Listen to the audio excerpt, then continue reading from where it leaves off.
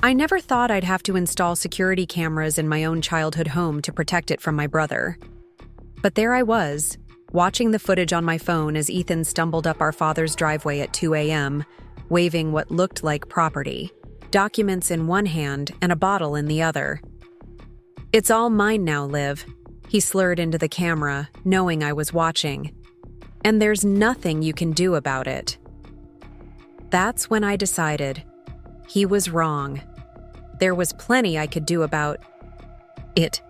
Before we jump back in, tell us where you're tuning in from. And if this story touches you, make sure you're subscribed. Because tomorrow, I've saved something extra special for you. The day we buried my father was the coldest October Portland had seen in decades. The wind cut through my black coat like it wasn't even there, but I barely noticed. Everything felt numb anyway. Richard Chen had been more than just my father. He was my mentor, my biggest supporter, and the wisest man I'd ever known. Now he was gone, leaving behind a craftsman-style house filled with memories, a successful furniture business, and a void that felt impossible to fill. I stood at the graveside, watching the polished walnut casket.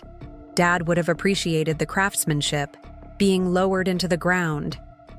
Dad had built Chen Family Furnishings from nothing into a chain of specialty stores known throughout the Pacific Northwest. Customers would drive hours just to browse his handcrafted pieces. "Furniture isn't just functional," he'd always say. "It's where life happens." The small crowd of mourners huddled against the cold, their breaths visible in the crisp air. I felt a presence beside me and knew without looking that it was Ethan. My older brother swayed slightly, his eyes bloodshot but dry. I wondered if he'd been drinking before the funeral, or if he was just sleep-deprived. With Ethan, it was usually the former. "Ms. Chen?" A voice broke through my thoughts. The funeral was over, and people were dispersing. Mr. Donovan, Dad's attorney, stood before me with a sympathetic smile. "When you're ready, we need to discuss your father's estate." I nodded, but before I could respond, Ethan stepped forward, suddenly alert. "I'm coming too," he said, his voice carrying an edge I recognized all too well, the edge that appeared whenever money was mentioned.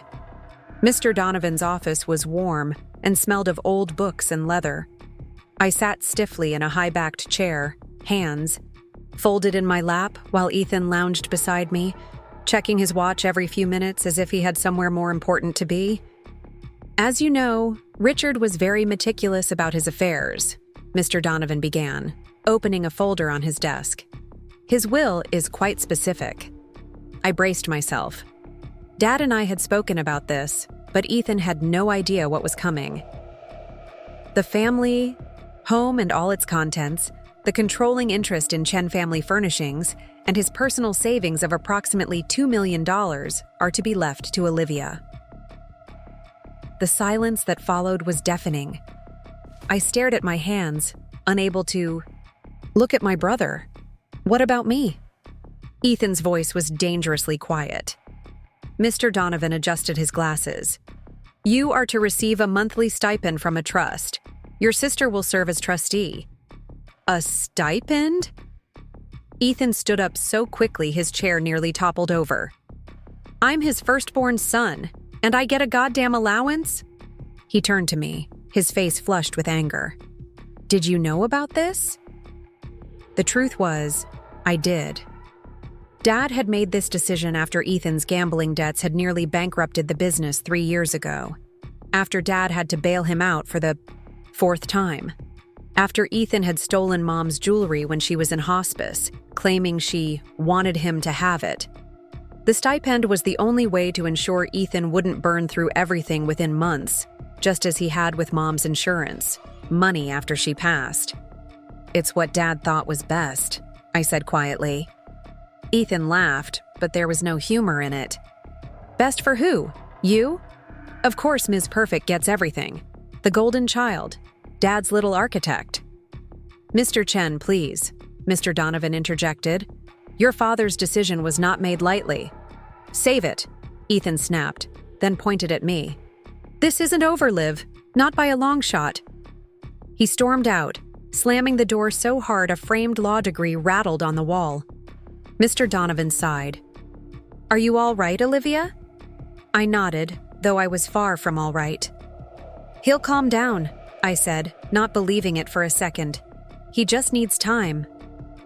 "Richard prepared for this reaction," Mr. Donovan said, sliding a business card across the desk.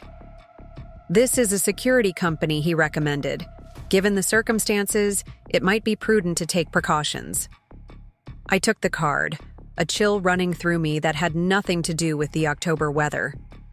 Dad had anticipated this. He knew his own son would be a threat. The next week passed in a blur of paperwork and tears. I continued working from home, finding solace in my architectural designs.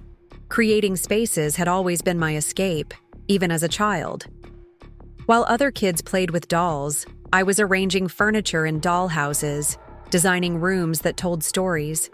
Dad had recognized and nurtured that passion, even paying for my architecture degree when Mom's medical bills had drained most of our savings. Ethan, meanwhile, was conspicuously absent. My calls went unanswered. His apartment sat empty according to the neighbor I'd convinced to check. Part of me worried. A larger part was relieved by the silence, until the text came. I was reviewing blueprints for a sustainable housing project when my phone buzzed. Ethan's name appeared on the screen, sending a jolt of anxiety through me. Guess where I am right now? Dad's house. My house now. Already changed the locks and disconnected your precious security system. Finders keepers, sis. My hands trembled as I replied. "Ethan, that's illegal. The house is in my name." His response came seconds later. "Papers can be changed. Money talks. You can't do anything about it." I immediately called Mr. Donovan, who assured me he would handle it. "Don't go to the house alone," he warned. "If Ethan is volatile, it's not safe." But I couldn't just sit in my apartment while Ethan ransacked our family home. I drove there, heart pounding, and parked across the street. The house looked the same from the outside. The warm cedar siding, the river rock chimney Dad had built himself, the maple trees flanking the driveway now ablaze with autumn colors. Only the shadows moving behind the curtains told me something was wrong. I called the police, explaining the situation. They arrived 20 minutes later, 2 officers who looked too young to understand the complexities of sibling betrayal. I showed them the will, the property deed, my ID, everything they needed to confirm that Ethan was trespassing. They knocked on the door. No answer. Knocked again, louder. Finally, movement inside. Ethan opened the door wearing Dad's old cardigan, looking for all the world like he belonged there. The resemblance to our father made my breath catch. "Officers," he greeted them casually. "What seems to be the problem?" "Sir, we've received a report that you're occupying this residence unlawfully." Ethan's smile didn't waver. "There must be some misunderstanding. This is my house. I have the papers right here." He disappeared momentarily, returning with a document that he handed to the officers. I stepped forward. "That can't be right. The house was left to me in our father's will." The officers examined the paper, then looked at my documents, their expressions unreadable. "Ma'am," one finally said, "this appears to be a quitclaim deed with your signature, transferring ownership to your brother." "What?" I snatched the paper from him. There it was. My name, my apparent signature. A perfect forgery. "This is fake! I never signed this!" "She's upset," Ethan said with exaggerated patience. "Our father just passed. It's been hard on her, especially since I'm the eldest and she expected to inherit everything." "That's not," I began, but the officer held up a hand. "This is starting to sound like a civil matter, not criminal. You'll need to take this to court." I couldn't believe what I was hearing. He forged my signature. He broke in and changed the locks. "Do you have proof of the forgery?" the officer asked. I didn't. Not yet.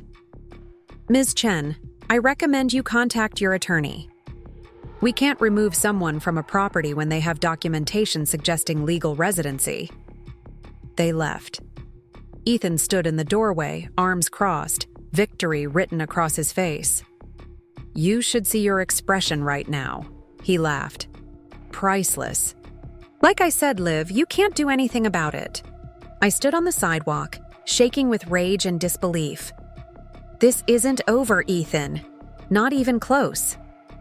"Run along now," he said, closing the door. "I've got some antiques to sell." I drove straight to Mr. Donovan's office, the forged document clutched in my hand. He examined it under a magnifying glass, his expression grave. "This is sophisticated work," he said, "but it won't hold up under expert scrutiny. The problem is, legal proceedings take time." By then he could sell everything, I finished. Dad's collection of first edition books, Mom's piano, the vintage furniture pieces that were the inspiration for our family business, the classic cars in the garage, all of it could disappear in days. We filed for an emergency injunction and hired a forensic document examiner, but the wheels of justice turned slowly, too slowly. Each day I drove by the house, documenting everything. The unfamiliar cars in the driveway, the lights blazing at all hours, the strangers coming and going. One night, I saw a moving truck. Preparing and narrating this story took us a lot of time, so if you are enjoying it, subscribe to our channel. It means a lot to us. Now back to the story. Pulling up closer, I watched in horror as two men loaded Dad's prized possession, a restored 1965 Shelby Cobra, onto a flatbed. I called the police again, but by the time they arrived, the car was gone. "We'll file a report," the officer said without much conviction. That's when I decided to take matters into my own hands. The next morning, I flew to Tucson. I needed distance, clarity, and most importantly, time to formulate a plan. My college roommate Zoe had been begging me to visit for years, and her guest room offered the perfect refuge. The desert's stark beauty and silence gave me space to think, to strategize. I hired a private investigator. Within 2 days, he delivered his first report.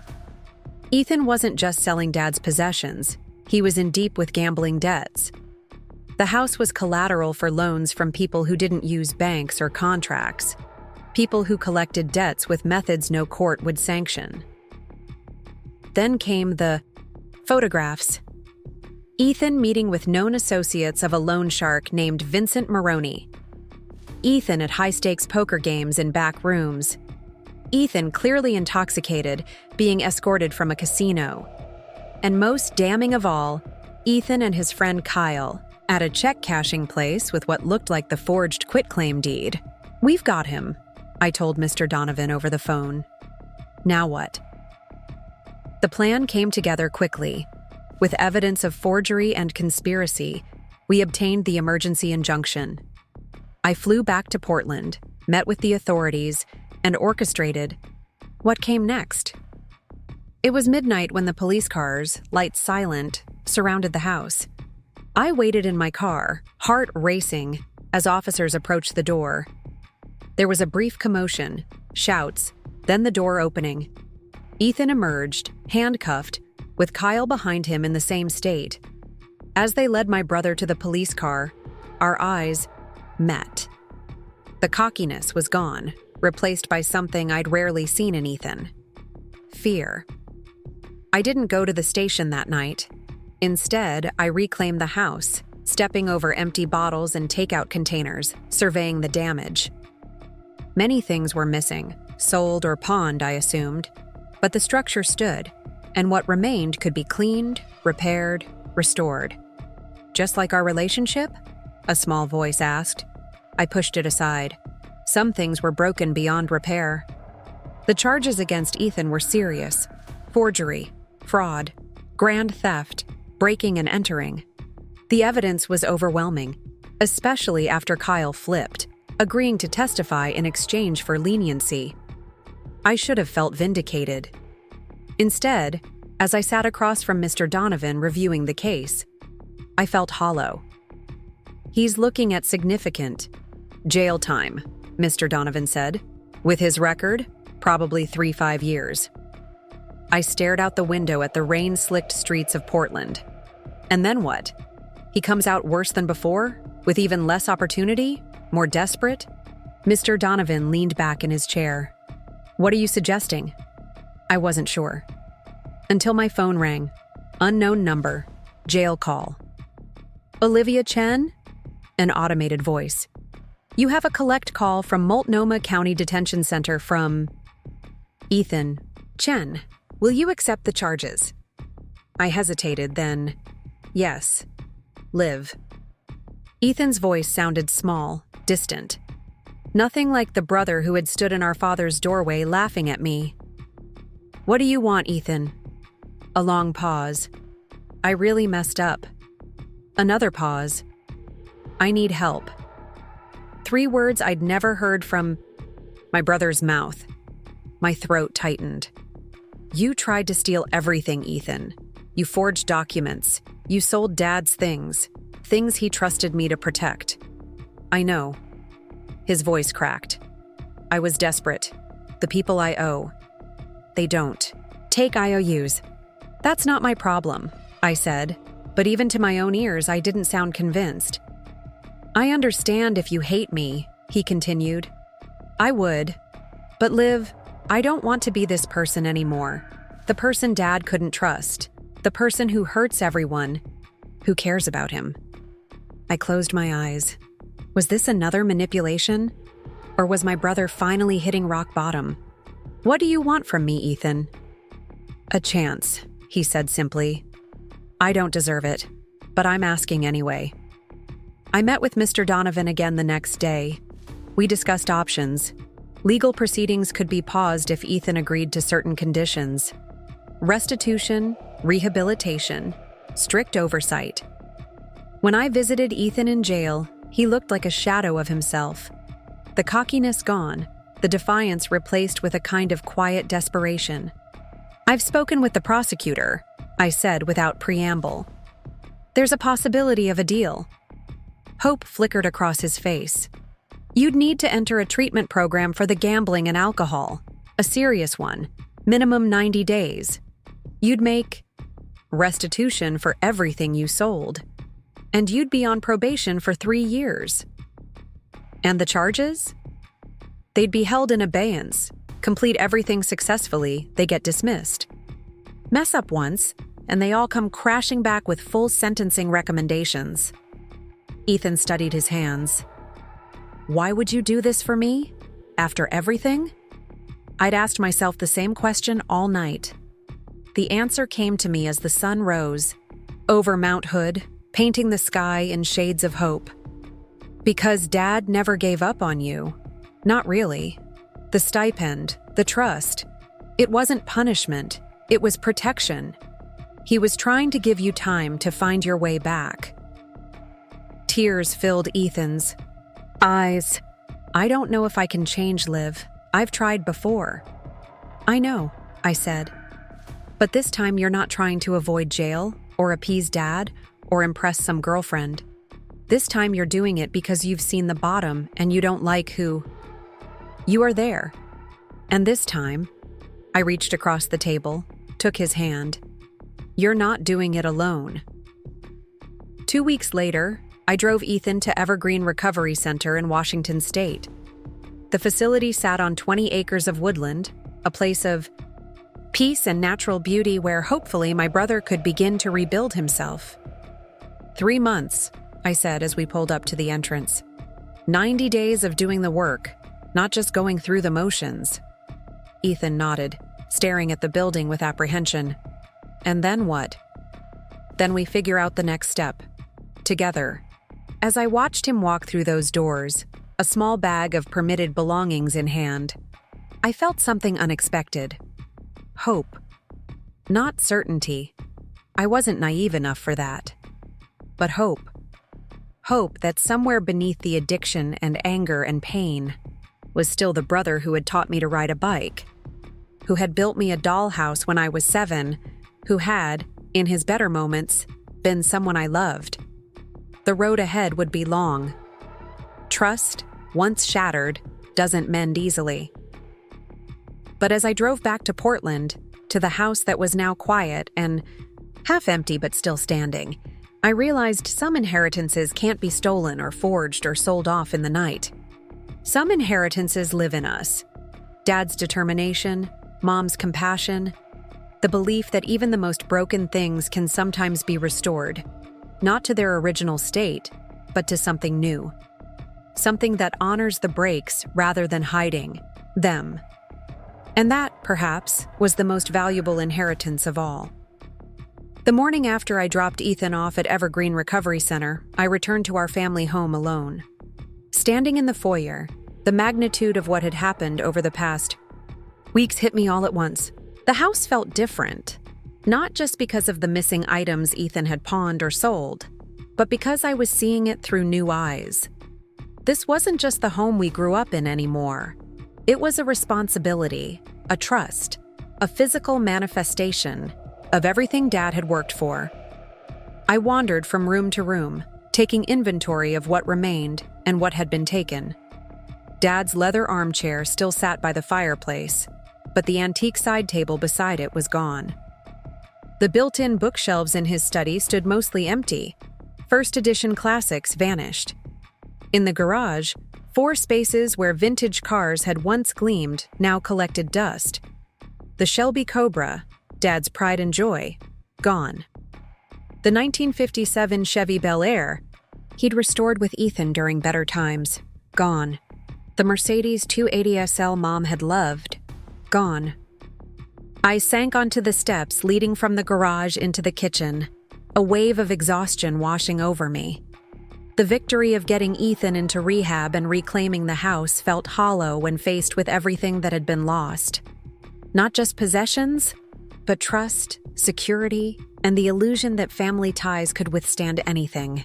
My phone rang, startling me from my thoughts. Mr. Donovan.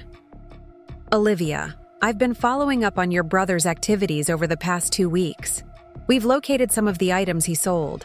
The Shelby Cobra was purchased by a collector in Seattle. He's willing to sell it back for what he paid, no markup. A spark of hope flared. That's great news. What about the other cars? The books? Mom's jewelry? We're still tracking those down. I've hired a specialist who works with insurance companies to recover stolen valuables. He's good, but these things take time. After hanging up, I made myself a cup of tea using Mom's porcelain pot, one of the few precious items Ethan hadn't managed to sell. I carried it out to the back porch, wrapping myself in a blanket against the November chill. The Japanese maple Dad had planted when I was born blazed red against the gray sky, its leaves trembling in the breeze. I pulled out my tablet and opened a project I'd been neglecting, a design for a community center in East Portland. Work had always been my refuge, the place where problems had solutions, where creativity could transform challenges into opportunities. But today, the lines and angles on my screen felt foreign, disconnected from the person I now was. A notification popped up, a calendar reminder for a video call with the Evergreen Recovery Center's family liaison tomorrow morning. My first update on Ethan's progress. A knot formed in my stomach. What if he'd already left? What if this was just another failed attempt, another disappointment to add to the tally? The ringing of the doorbell interrupted my spiraling thoughts. I wasn't expecting anyone. For a moment, fear gripped me. Was it one of the people Ethan owed money to? Had they come looking for him? Or worse, for anything else of value they could take? Cautiously, I approached the front door, peering through the peephole. A man in his late 30s stood on the porch, well-dressed and professional-looking. Not the type I'd imagine breaking kneecaps for a loan shark, but appearances could be deceiving. "Who is it?" I called through the door. "Ms. Chen? My name is Marcus Reed." I'm the recovery specialist Mr. Donovan hired. I wanted to update you on some findings in person. Relief flooded through me. I opened the door, ushering him in from the cold. "Sorry for showing up unannounced," he said, shaking off his umbrella. "But I thought you'd want to hear this immediately. I've traced several of your family pieces to a pawn shop downtown. The owner remembers your brother well, said he came in multiple times over a 2-week period, increasingly desperate." I led him to the kitchen, offering tea, which he declined. "The good news," Marcus continued, "is that the pawn shop still has several items. Some jewelry, silverware, a few small antiques. The bad news is that the more valuable pieces have already been sold to other dealers or private collectors. Can we get them back?" "Some, yes. I've already made arrangements for the pawn shop items. You can collect them tomorrow. For the resold items, it gets complicated. Legally, if the buyer purchased them in good faith without knowledge they were sold without authorization, they have certain rights." I sighed, rubbing my temples where a headache was forming, so we'd have to buy them back. "In many cases, yes. I've put together a list of what I've located so far, with estimated repurchase costs." He handed me a folder. The numbers made my stomach lurch. Even with the inheritance, recovering everything would be a significant financial hit. And that didn't include items we hadn't yet located.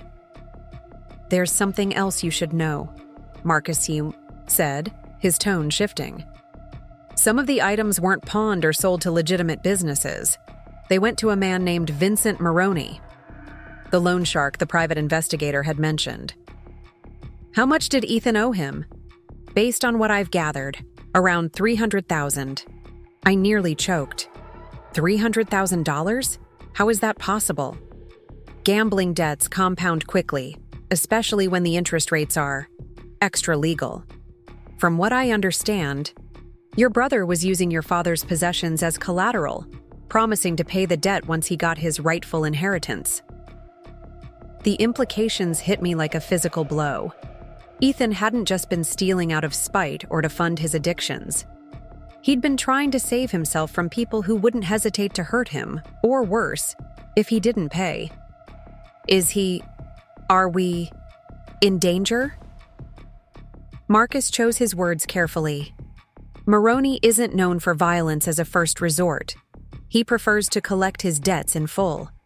But he doesn't like being deceived, and your brother effectively promised him assets that weren't his to give. What do I do? For now, nothing. I have contacts making discreet inquiries. My recommendation is to focus on recovering the items through legitimate channels while I handle the Maroney angle. The fact that your brother is in rehab works in our favor. It creates some distance and time. After Marcus left, I sat at the kitchen table for a long time, turning over this new information. How had Ethan gotten himself into such a dangerous situation? How had none of us seen how deep his addiction ran? Dad had known enough to protect the assets through the will. But had he known about Maroney? About the true extent of Ethan's debts? The next morning's video call with Evergreen was another shock. The family liaison, a compassionate woman named Heather, appeared on my screen with a tight smile. "Ms. Chen, I want to be transparent with you. Your brother's first week has been challenging. He attempted to leave twice in the first 3 days." My heart sank. Is he still there? Yes, we managed to convince him to stay, reminding him of the legal consequences. But I should warn you, this is typical for the initial detox period. The physical and emotional withdrawal can be overwhelming. Can I speak with him? Not yet. We recommend no family contact during the first 2 weeks. It allows patients to focus entirely on themselves without external pressures or triggers. After that, we'll begin family therapy sessions if he's ready and willing. After the call, I tried to focus on work, but my mind kept returning to Ethan. Was he suffering? Was he angry? Did he blame me for his situation? The thought of him going through withdrawal alone, surrounded by strangers, twisted something in. my chest despite everything he'd done. That afternoon, I met with the pawn shop owner to reclaim the items Marcus had located. The man was apologetic, explaining that he'd had no idea the items were being sold without proper authorization. "Your brother was very convincing," he said, bringing out a tray of Mom's jewelry. "Said he'd inherited them from your mother and was downsizing before a move." I picked up Mom's pearl necklace, the one Dad had given her on their 20th anniversary. The clasp was broken, but the pearls themselves were intact. "Did he seem okay when he came in?" The pawn shop owner hesitated. He seemed desperate, especially the last few times, hands shaking, looking over his shoulder. I actually tried to refuse his last batch of items, told him he should reconsider, but he insisted he needed the cash immediately. On my way home, I stopped by my apartment to collect mail and check in with my neighbor who'd been watering my plants. I hadn't been back since the night Ethan was arrested, preferring to stay at the family home to prevent any further intrusions. "There was a man asking about you," my neighbor, Mrs. Reynolds, said as she handed me a stack of envelopes. "2 days ago, well-dressed, but something about him didn't sit right. Wouldn't give his name, just asked if I knew where you were staying." A chill ran down my spine. "What did you tell him?" "Nothing, dear. I'm not in the habit of giving strangers information about my neighbors, especially pretty young women who live alone." I thanked her, suddenly eager to leave. Back in my car, I called Marcus immediately, describing the visitor. "It could be one of Maroney's men," he said, his voice tight. "Or it could be unrelated. Either way, I don't like it. Can you stay somewhere else for a few nights? Not your apartment, not your family home." "I have a friend I could stay with," I offered, thinking of my college roommate Mia, who lived in Vancouver, just across the river. "Good. Don't tell anyone where you're going. Use cash when possible, minimize credit card usage. I'll expedite my discussions with Maroney's people." That night, from the safety of Mia's guest room, I lay awake wondering how my life had spiraled so dramatically in just a few weeks.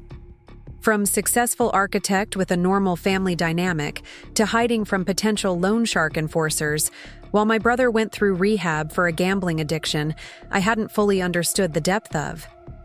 I must have fallen asleep eventually, because I woke to sunlight streaming through unfamiliar curtains and the smell of coffee. Mia had already left for work, but she'd left a note on the kitchen counter. "Help yourself to anything. Stay as long as you need. Extra key in the drawer." The normalcy of it, the simple kindness, brought unexpected tears to my eyes. I brushed them away, grabbed a mug, and tried to plan my day. I couldn't hide forever. I had clients waiting, projects due, a life to reclaim. My phone rang. Mr. Donovan. "Olivia, we have a situation. The police just called. There was a break-in at your father's house last night." My stomach dropped. "What was taken?" "That's just it. Nothing appears to be missing, but there was significant damage. Furniture upended, walls damaged. It looks like they were searching for something." "Or sending a message," I whispered. "Perhaps. I've arranged for a security team to assess the property and implement additional measures. In the meantime, stay wherever you are. Don't go to the house." After hanging up, I paced Mia's living room, anxiety churning in my stomach. What were they looking for? Most valuable items were already gone, either sold by Ethan or now stored in Mr. Donovan's office safe. Unless... I called Marcus, explaining the break-in. "Is it possible they're looking for Ethan? Or something they think he has?" There was a pause. "It's possible. If your brother took money from Maroney without collateral for his final loans, or if he was holding something for them, I need to talk to Ethan. That would mean revealing where he is. Are you sure that's wise?" I wasn't sure of anything anymore, but I knew I couldn't keep hiding while people ransacked my father's home looking for something I couldn't identify. There has to be a way to communicate with him safely. Marcus sighed. "Let me see what I can arrange." In the meantime, don't go home, don't go to your office, and don't use your regular phone for any sensitive conversations. 2 days later, after intense negotiation with Evergreen, I sat in a secure video conference room at Mr. Donovan's office. The screen flickered. Then Ethan appeared, looking gaunt but clearer-eyed than when I'd last seen him. "Liv," he said, voice raw. "They said it's important." "It is." I tried to keep my voice steady. "Ethan, someone broke into Dad's house. They tore the place apart looking for something. I need to know. Is there anything you have that belongs to Maroney? Or anything he might think you have?" His face paled. "How do you know about Maroney?" "That doesn't matter right now. What matters is that people are breaking into our family home, and I need to know why." Ethan ran a hand through his hair, a gesture so reminiscent of our father that it made my chest ache. "The last time I borrowed from him, I was desperate. Kyle and I had a lead on a high-stakes game, sure thing, insider information. I needed $50,000 for buy-in. And Maroney gave it to you? Just like that? After you already owed him so much?" "No." Ethan looked away. "He wanted collateral, something concrete. I didn't have anything left to give him that was worth that much, so He trailed off. "You what, Ethan?" "I told him I could get access to Dad's safe. Told him there were bearer bonds inside worth at least $100,000. Ice formed in my veins. "Are there?" "I don't know. I never saw inside the safe. Dad never gave me the combination. But Maroney's guy seemed to believe it. Said he'd heard Richard Chen was old school, kept significant assets in physical form." "And you promised to get into the safe after Dad died?" Ethan nodded miserably. "But then the will was read, and everything went to you, and I panicked. I thought if I could get into the house, change the locks, claim it was mine, I'd have time to figure it out. Find the safe, break into it if I had to." "Did you tell Maroney about the will? About the fact that you didn't inherit the house?" "No," Ethan whispered. "I kept telling him I was working on it. Then you had me arrested and I ended up here and..." He gestured helplessly. "So now Maroney thinks you're avoiding him, hiding. Assets that don't exist in a safe you never accessed. Probably. Or he thinks I've skipped town with his money. Either way, I'm dead if he finds me." The stark admission hung between us. For all his flaws, all his terrible decisions, Ethan was still my brother. The thought of him in genuine danger made my stomach turn. "There is no safe, Ethan. At least not in the house. Dad kept a safety deposit box at Pacific Northwest Bank, but I've already accessed it. Just documents, Mom's wedding ring, and a letter for each of us. No bearer bonds." Ethan's shoulders slumped. "Then I'm screwed." "Not necessarily." I leaned closer to the camera. "Marcus Reed. He's the recovery specialist we hired. He's been in touch with Maroney's people. If we can recover enough of what you sold, plus some additional funds, we might be able to settle the debt." "You'd do that? After everything I've done?" The question hung between us, heavy with the weight of betrayal and forgiveness, of family ties strained to breaking but not yet severed. "I'm not doing it for you," I said finally. "I'm doing it because Dad wouldn't want his son endangered by loan sharks, no matter how self-inflicted the situation. And because I don't want to spend the rest of my life looking over my shoulder, wondering when Maroney's men might show up again." Ethan nodded, eyes downcast. "I'm sorry, Liv. For everything. The rehab counselors keep telling me to make amends, but I know words aren't enough. Not for what I've done." "You're right, they're not," I agreed. "But staying in treatment, getting better, helping to fix the mess you've made, that would be a start." After disconnecting, I sat with Mr. Donovan and Marcus, trying to formulate a plan. The situation was more complex than I'd imagined. Ethan's debt was real, but the collateral he'd promised was fiction. Maroney was angry not just about the money, but about being deceived. I've spoken with his representative, Marcus said, scrolling through notes on his tablet. They're willing to meet to discuss terms for clearing the debt. How much are we talking about? I asked. The original debt plus interest comes to about $350,000. But they're also demanding let's call it a dishonesty penalty, another $50,000. Mr. Donovan frowned. $400,000 is a significant sum, even with your inheritance, and paying off loan sharks sets a dangerous precedent. What's the alternative? I asked. They've already broken into the house once. Who's to say they won't come after me next, or continue searching for Ethan? We could involve the authorities, Mr. Donovan suggested. File a report about the threats, the break-in. Marcus shook his head. With respect, that would likely escalate the situation. Men like Maroney operate outside the law precisely because they don't fear conventional consequences. The police investigation would take time, during which Maroney would feel increasingly cornered. I closed my eyes, trying to think through the fog of stress and fear. The inheritance was substantial, but not limitless. Between paying to recover the stolen items and now potentially settling Ethan's debt, I was looking at nearly $500,000, a quarter of what Dad had left me. Money that was supposed to secure my future, support the business, maybe someday help me start a family of my own. But what choice did I have?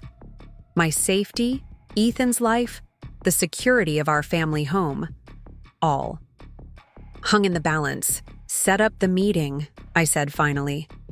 But I want guarantees, written agreements that the debt is considered fully satisfied, and I want all communication to go through you, Marcus. I don't want these people knowing how to find me.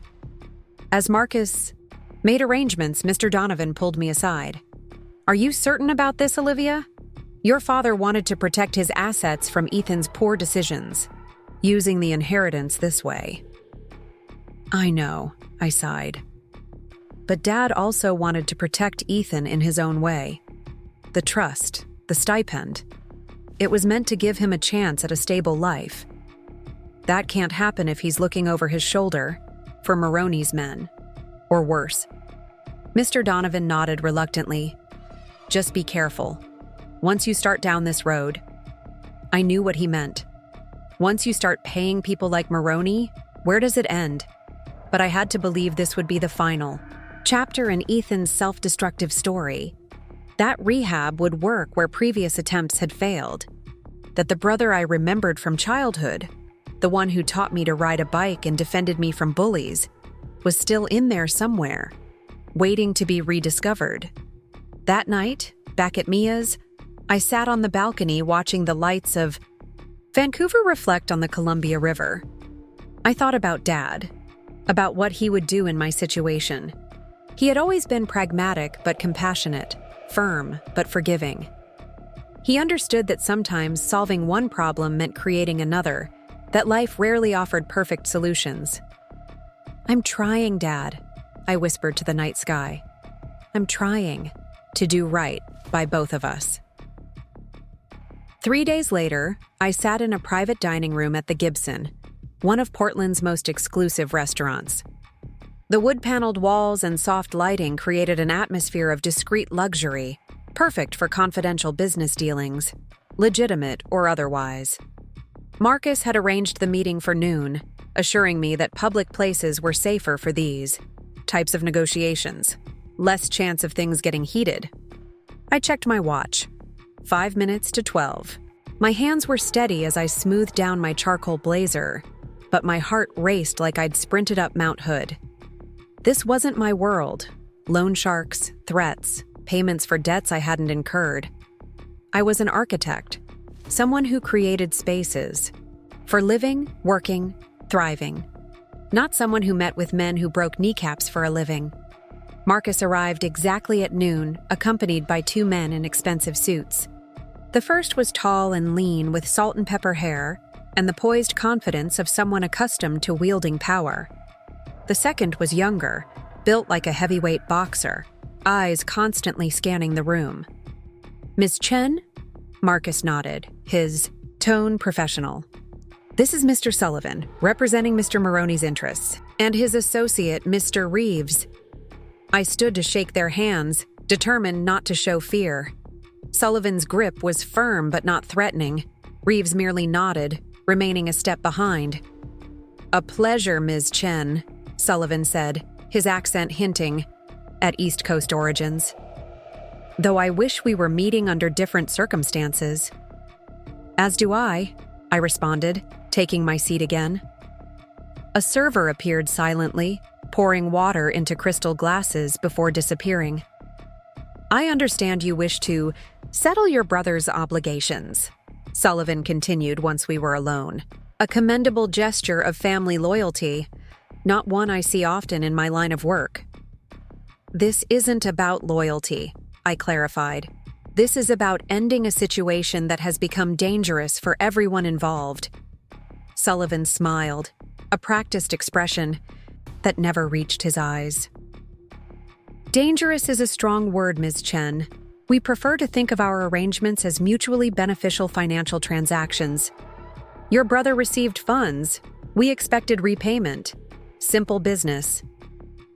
Breaking into my family home goes beyond simple business, I countered, meeting his gaze directly. A flicker of something, surprise perhaps, crossed Sullivan's face. I assure you, Ms. Chen, any such actions were not sanctioned by our organization.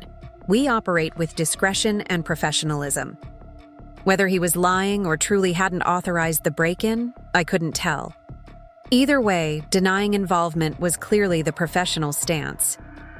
Be that as it may, I continued, I'm prepared to settle Ethan's debt in full with certain conditions. Sullivan raised an eyebrow, waiting.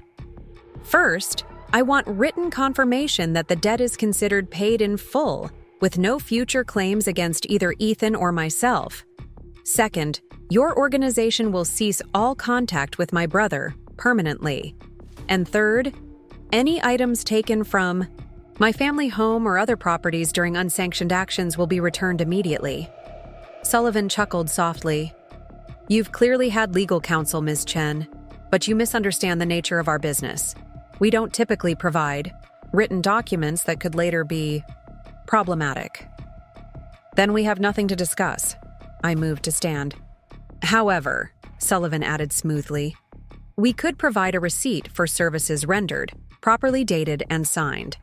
As for items taken, I maintain we have no knowledge of such actions, but I can make inquiries. Marcus gave me a subtle nod.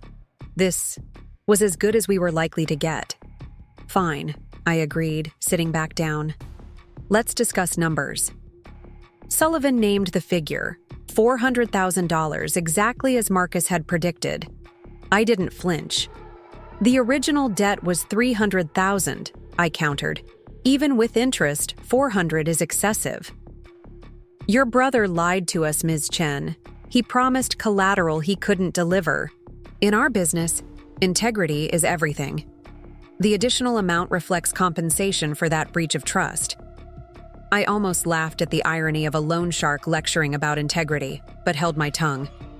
$350,000. Final. Offer. Sullivan studied me for a long moment, then inclined his head slightly.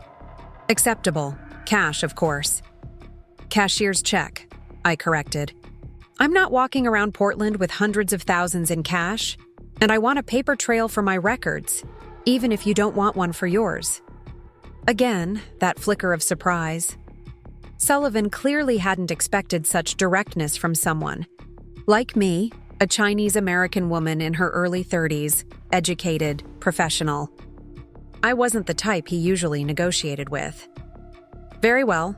Mr. Reed has the details for the transaction. Once payment is confirmed, we'll consider the matter closed. And Ethan will be safe? No repercussions?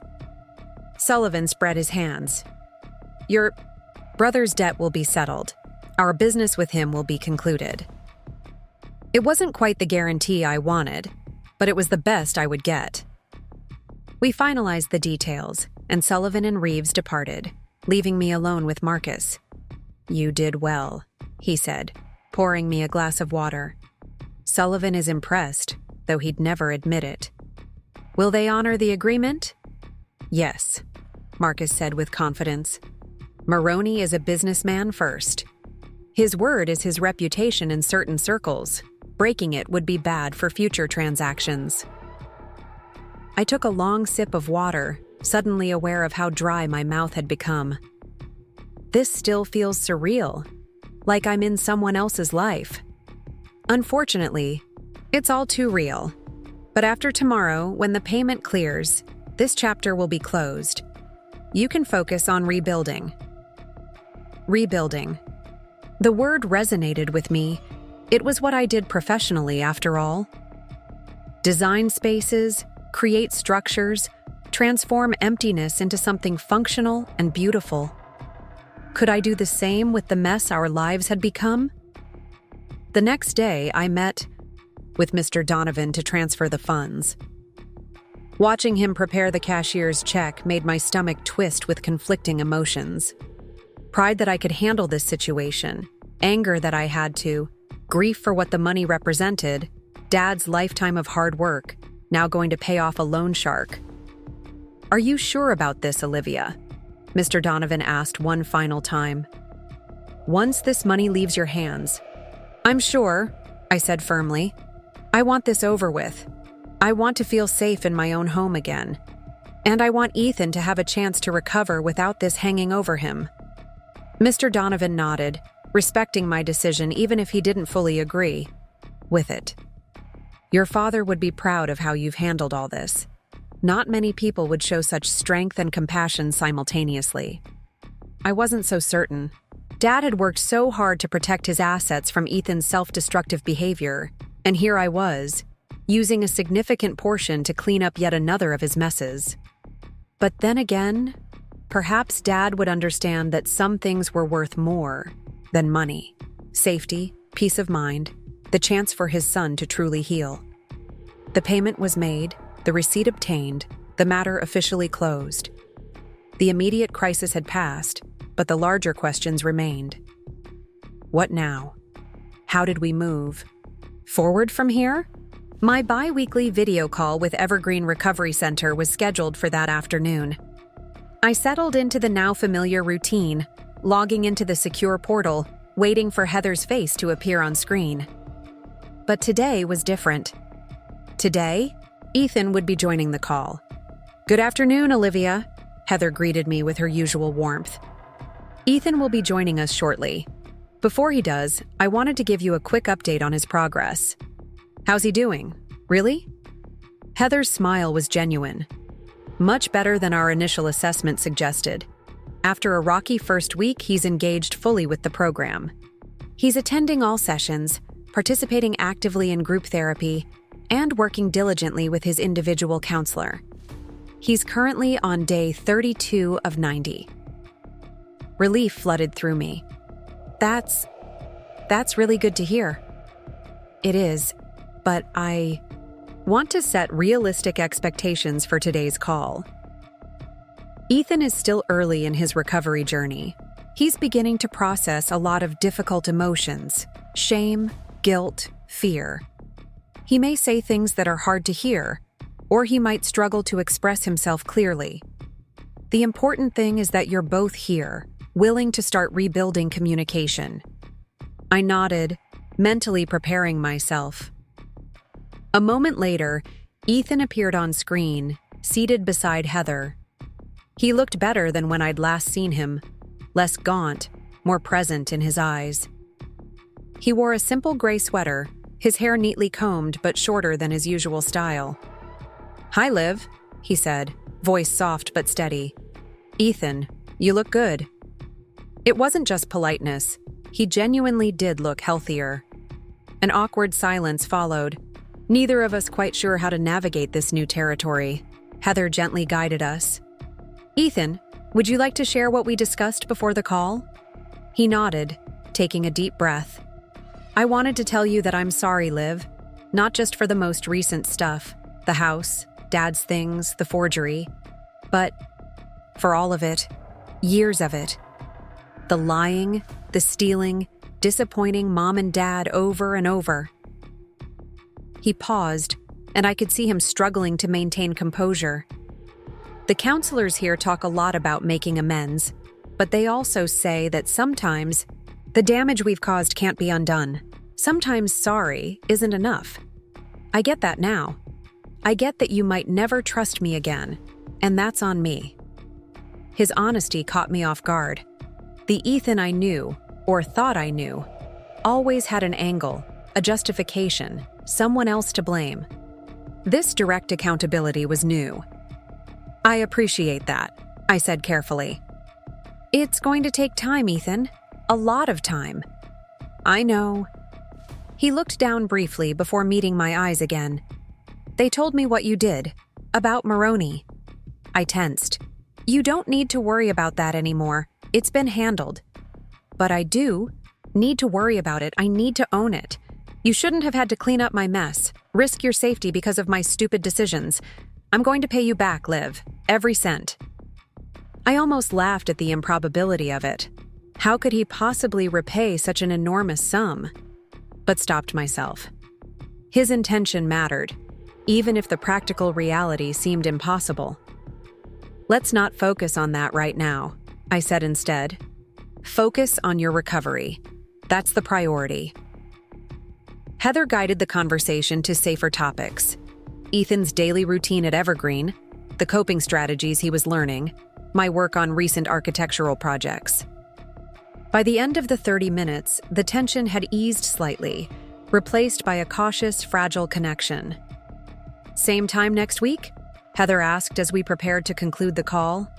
I'll be here, I confirmed, surprised by how much I meant it. After disconnecting, I sat in Dad's study, surrounded by half-empty bookshelves and the lingering scent of his pipe tobacco.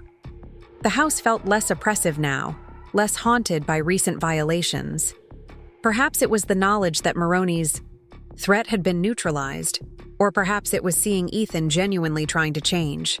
Whatever the reason, for the first time in weeks, I felt something close to hope.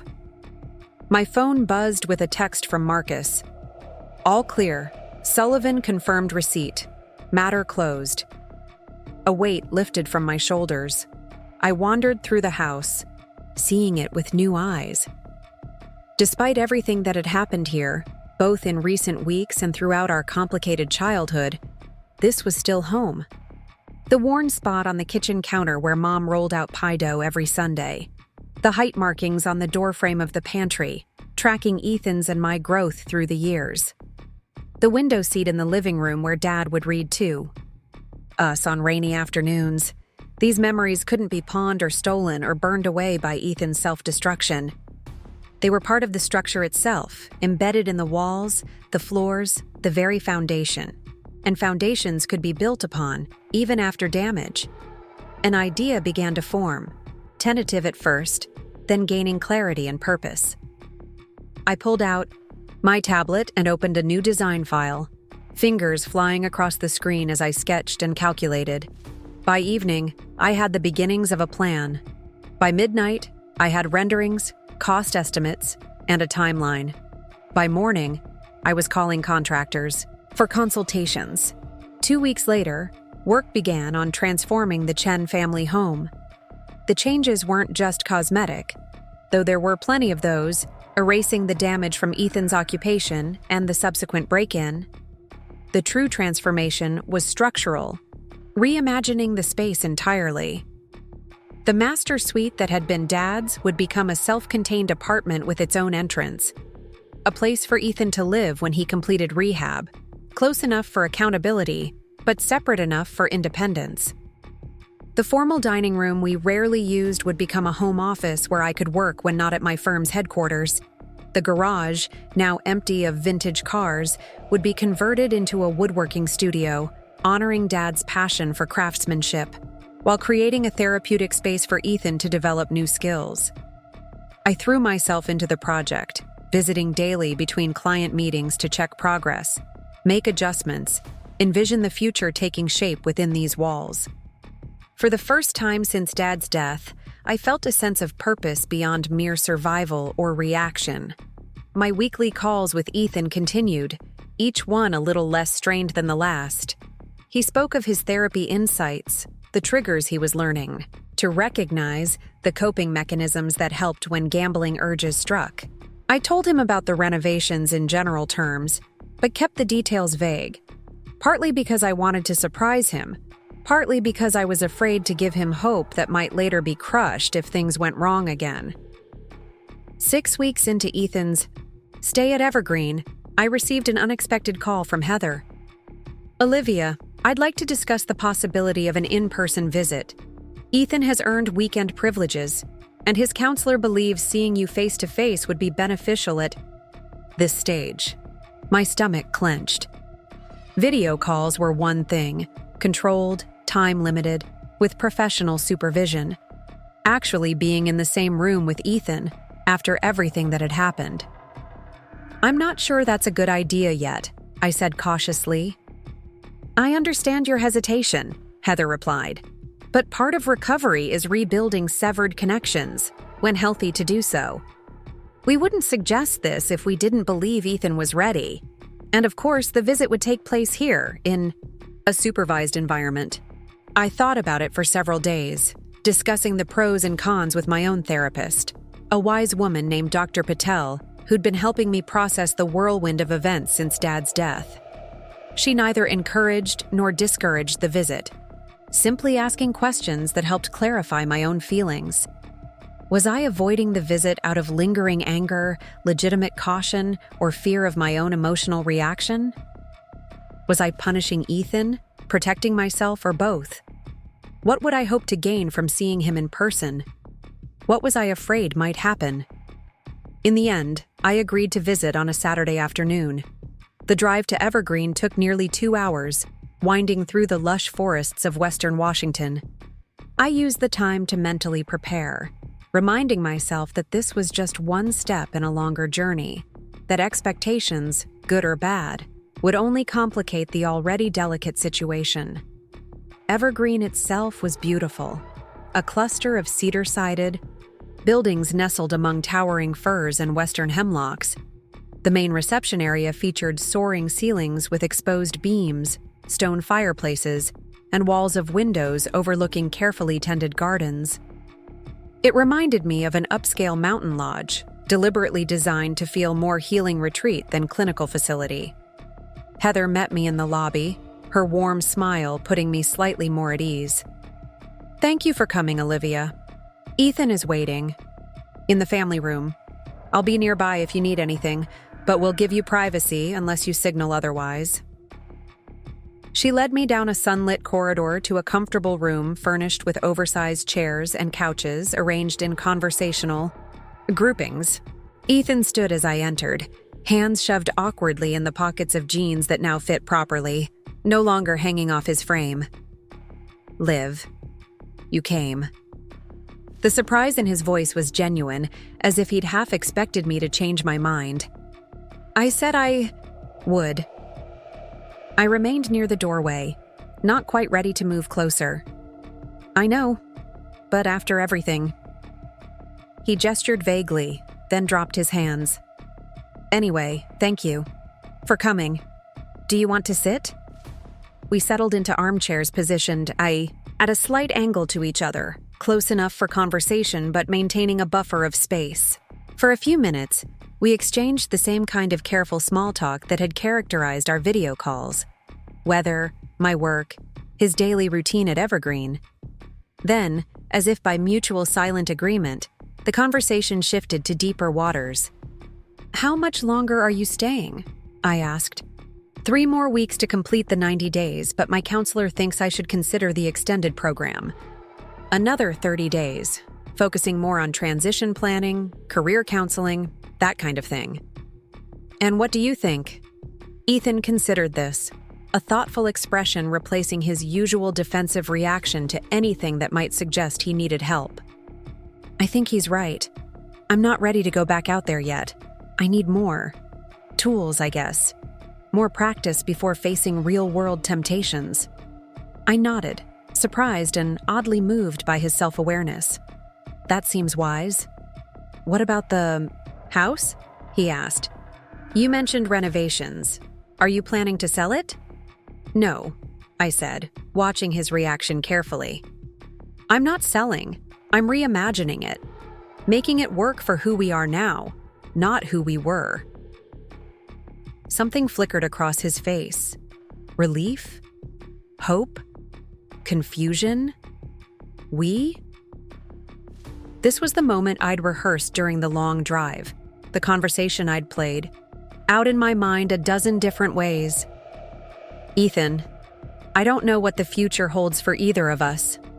I don't know if you'll maintain your sobriety long-term or if I'll ever fully trust you again. But I do know that Dad would want us to try. Not to pretend the past didn't happen, but to build something new from the wreckage. His eyes glistened. What are you saying, exactly? I'm saying that when you complete the program, the full, extended program, there's a place for you at the house if you want it. A separate apartment, your own space, with boundaries and conditions. It's not forgiveness, not yet, but it's a chance to earn it. Ethan wiped at his eyes with the back of his hand. Why would you do that after everything? Because you're trying, I said simply. Really trying, maybe for the first time. And because despite everything, you're still my brother, the only family I have left. He nodded, unable to speak for a moment. When he did, his voice was rough with emotion. I won't mess this up, Liv. I swear to you. Don't make promises you might not be able to keep, I cautioned. Just do the work, one day at a time. That's all I'm asking. The rest of the visit passed in lighter conversation, a fragile truce established. As I prepared to leave, Ethan hesitated, then reached into his pocket. I've been working on something in craft therapy. It's not much, but he handed me a small wooden box, perfectly crafted with dovetail joints and a polished finish. The counselor said we should create tangible symbols of our commitment to change. This is mine. I opened the box. Inside lay a key, new, uncut. It's symbolic, Ethan explained quickly. I know I won't have actual keys to the house unless you decide I should. But it's a promise that I'll never again take what isn't mine. Never enter spaces I'm not welcome in. A reminder that trust is earned, not taken. The gesture was unexpectedly thoughtful, showing an insight into his previous actions that I hadn't been sure he possessed. Thank you. It means a lot. As I drove home through the gathering dusk, the wooden box sat on the passenger seat beside me. The cynic in me wondered if this was just another of Ethan's manipulations, a calculated gesture to win back my trust. The sister in me wanted to believe it was genuine, a true marker of change. Perhaps both perspectives held truth. People were complex, recovery wasn't linear, and family relationships were messier still. The renovations to the house acknowledged this complexity, creating space for healing while maintaining necessary boundaries, honoring our shared past while protecting our individual futures. The house, like us, was a work in progress, damaged but not destroyed, being rebuilt, stronger in the broken places. The renovations continued through winter into early spring, transforming the family home room by room. I'd chosen to preserve certain elements that held sentimental value. The hand-carved banister Dad had installed when I was 10, the kitchen island where Mom had taught us both to cook, the leaded glass windows in the front door, while modernizing others. The result was a space that honored our history without being imprisoned by it. Today marked a milestone, the completion of Ethan's apartment in what had once been the east wing of the house. I stood in the center of the main room, surveying the work with a critical eye. The contractors had followed my designs perfectly, creating a space that was both independent and connected to the main house. Fresh paint and soothing sage green covered walls that had once been an outdated beige. New hardwood floors replaced the worn carpet. The kitchenette, though compact, contained everything necessary for simple meal preparation. The bedroom featured built-in storage to maximize the modest space, and the bathroom had been completely gutted and rebuilt with modern fixtures. Most importantly, the apartment had its own entrance from the side yard, allowing Ethan to come and go without passing through the main house. "What do you think?" asked Miguel, the contractor who'd overseen the project. He stood in the doorway, clipboard in hand, justifiably proud of his team's work. "It's perfect," I said, meaning it. Exactly what I envisioned. "And the security features?" "Let's go through them one more time." Miguel nodded, gesturing to the front door. "Electronic lock here, programmed to your specifications. You can grant or revoke access remotely, set time restrictions, and the system logs all entries and exits." He moved to the connecting door that led to the main house. "Same setup here. The apartment can be fully separated from the rest of the house at your discretion." "And the monitoring system?" "Installed but not activated," Miguel confirmed. "The sensors are in place, ready to be turned on if needed, but not currently recording." This had been the most difficult decision: how much surveillance to include in Ethan's living space. I'd finally opted for a middle path: the capability for monitoring if circumstances warranted it, but not automatically activated. Trust with verification, as President Reagan had once said. Miguel and his crew packed up their tools, and I gave him the final payment.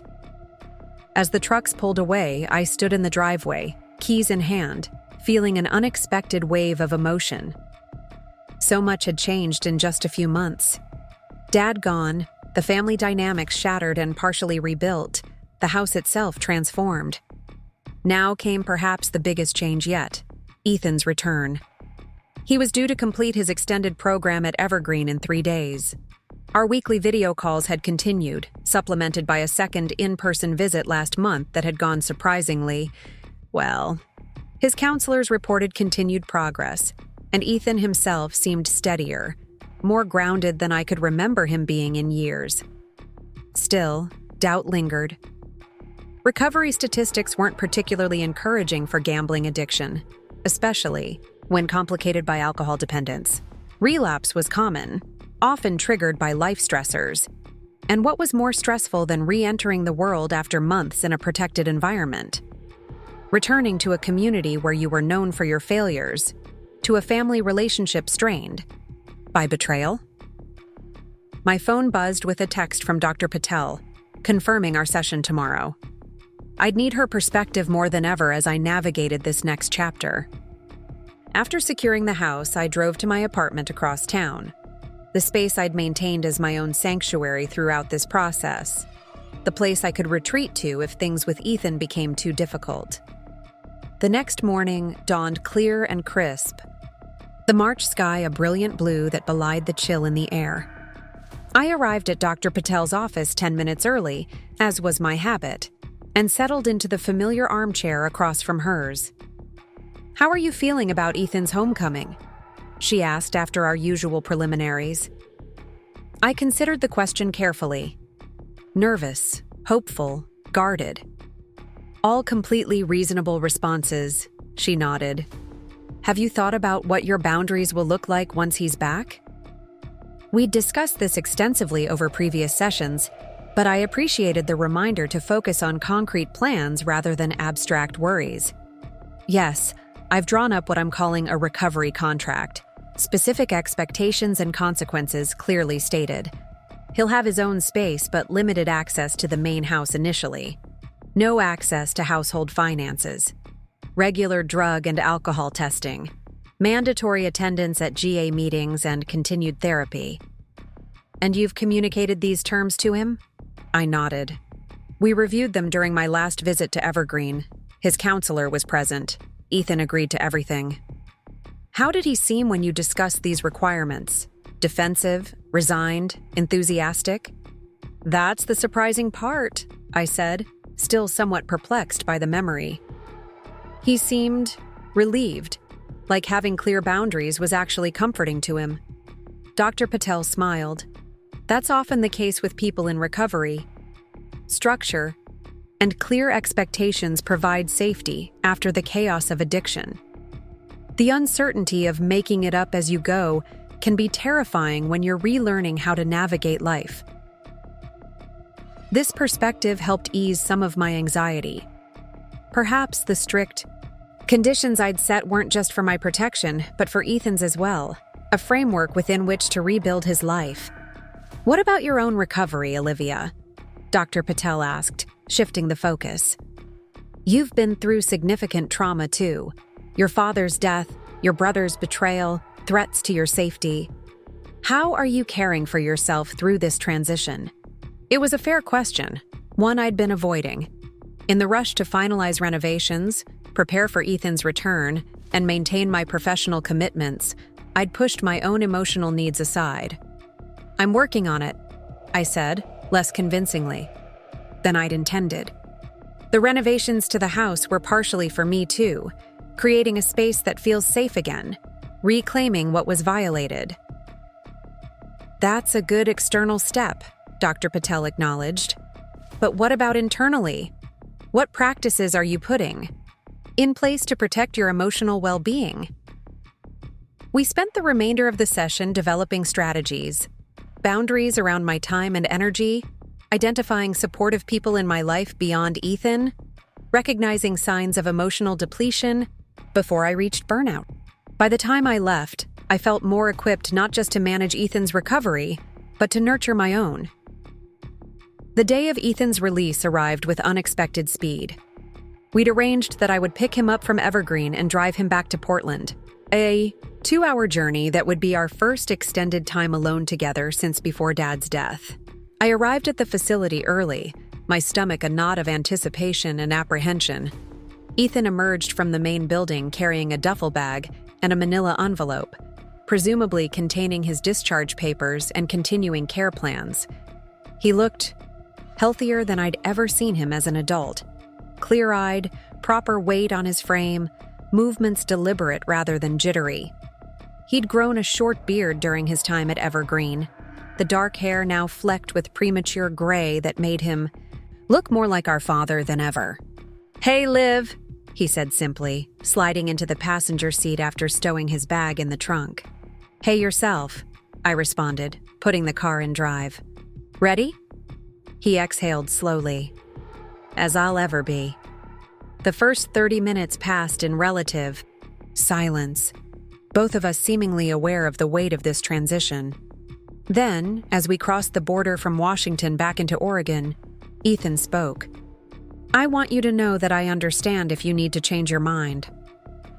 I glanced at him briefly before returning my eyes to the road. "Change my mind about what?" "About me staying at the house. About any of it. I know you've put in a lot of work, but if you're having second thoughts, I'd understand. I could find a sober living facility in Portland. My counselor gave me some references." The offer surprised me. Not just its content, but the genuine lack of manipulation behind it. The old Ethan would have used guilt or charm to secure what he wanted. This version seemed genuinely concerned with my comfort level. "I'm not having second thoughts," I said honestly. "I'm nervous, sure, but I meant what I said about trying to rebuild. The apartment is ready. Your space is waiting for you." Relief flashed across his face before he composed himself. "Thank you. I promise I'll—" "No promises," I interrupted gently, echoing the words I'd said during our visit at Evergreen. "Just daily choices, one foot in front of the other." He nodded, understanding. "One foot in front of the other," he repeated softly. As we approached Portland, our conversation turned to more practical matters, the GA meetings Ethan had researched. In our area, the job leads his vocational counselor had helped him identify the logistics of the recovery contract I'd prepared.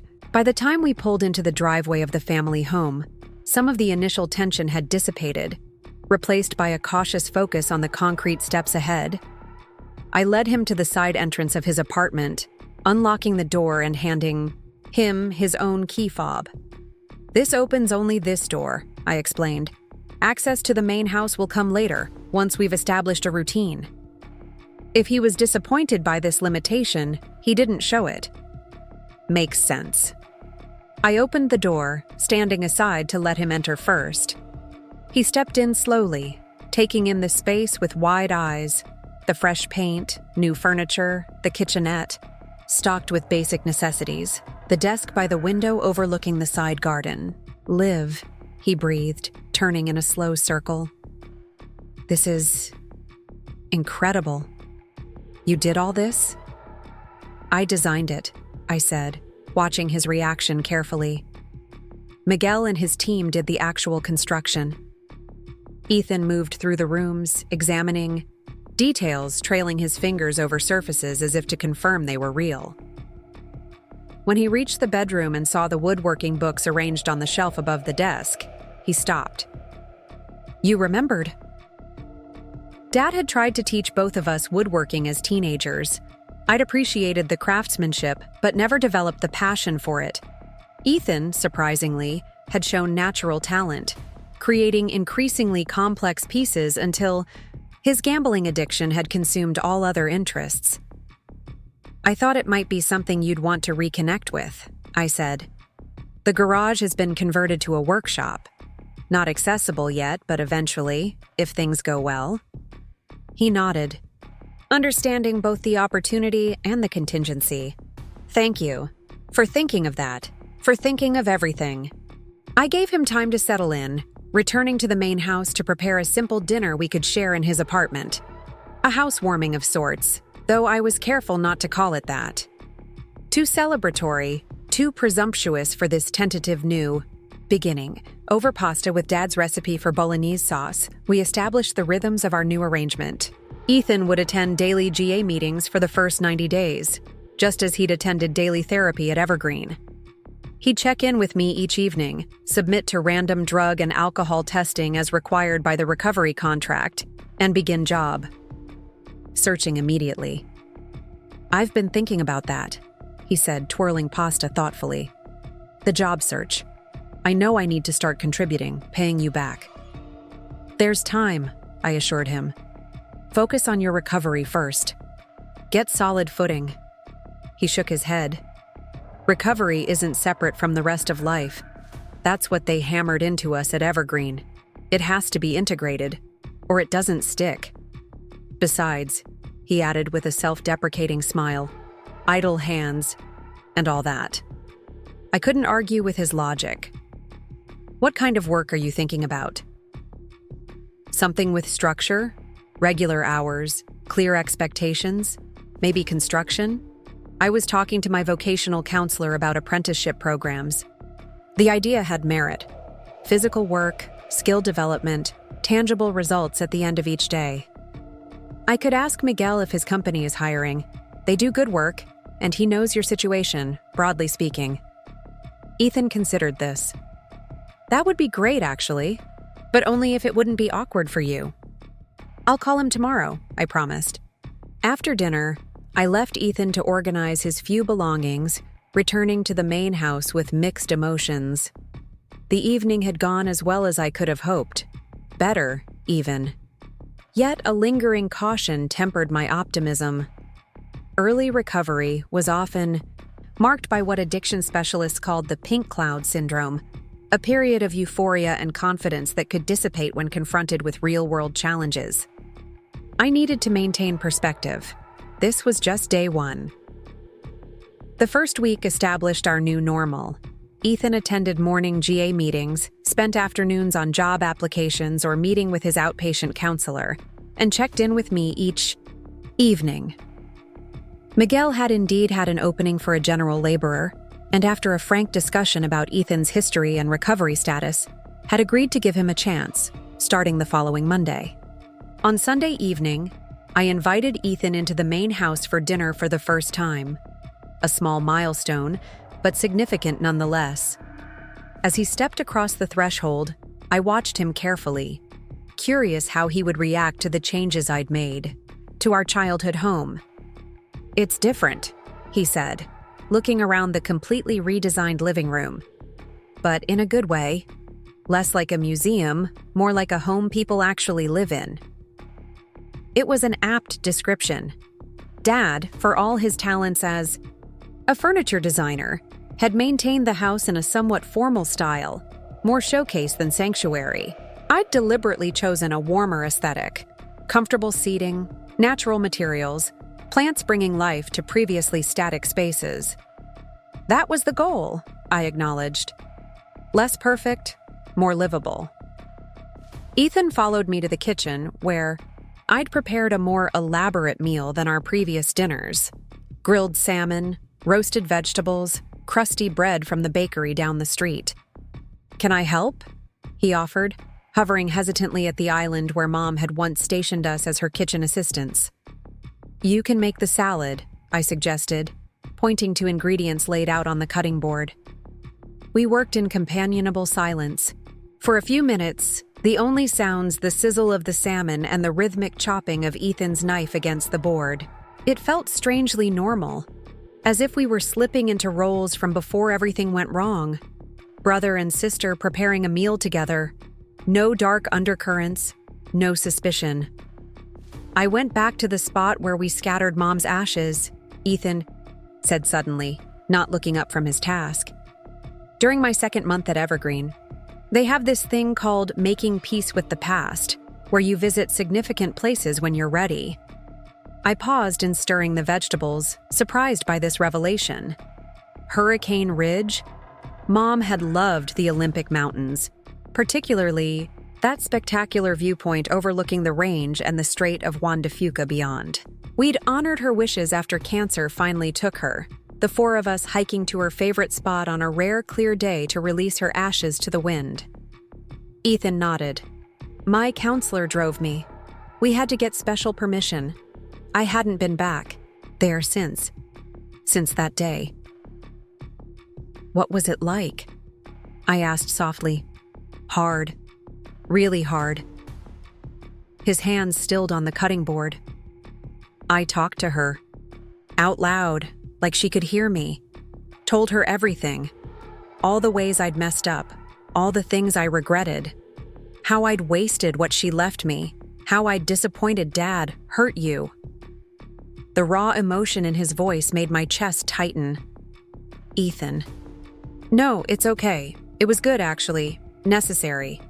He resumed chopping, more deliberately now. After I said all that, I just sat there for a while. It was completely silent except for the wind. And then I remembered something she used.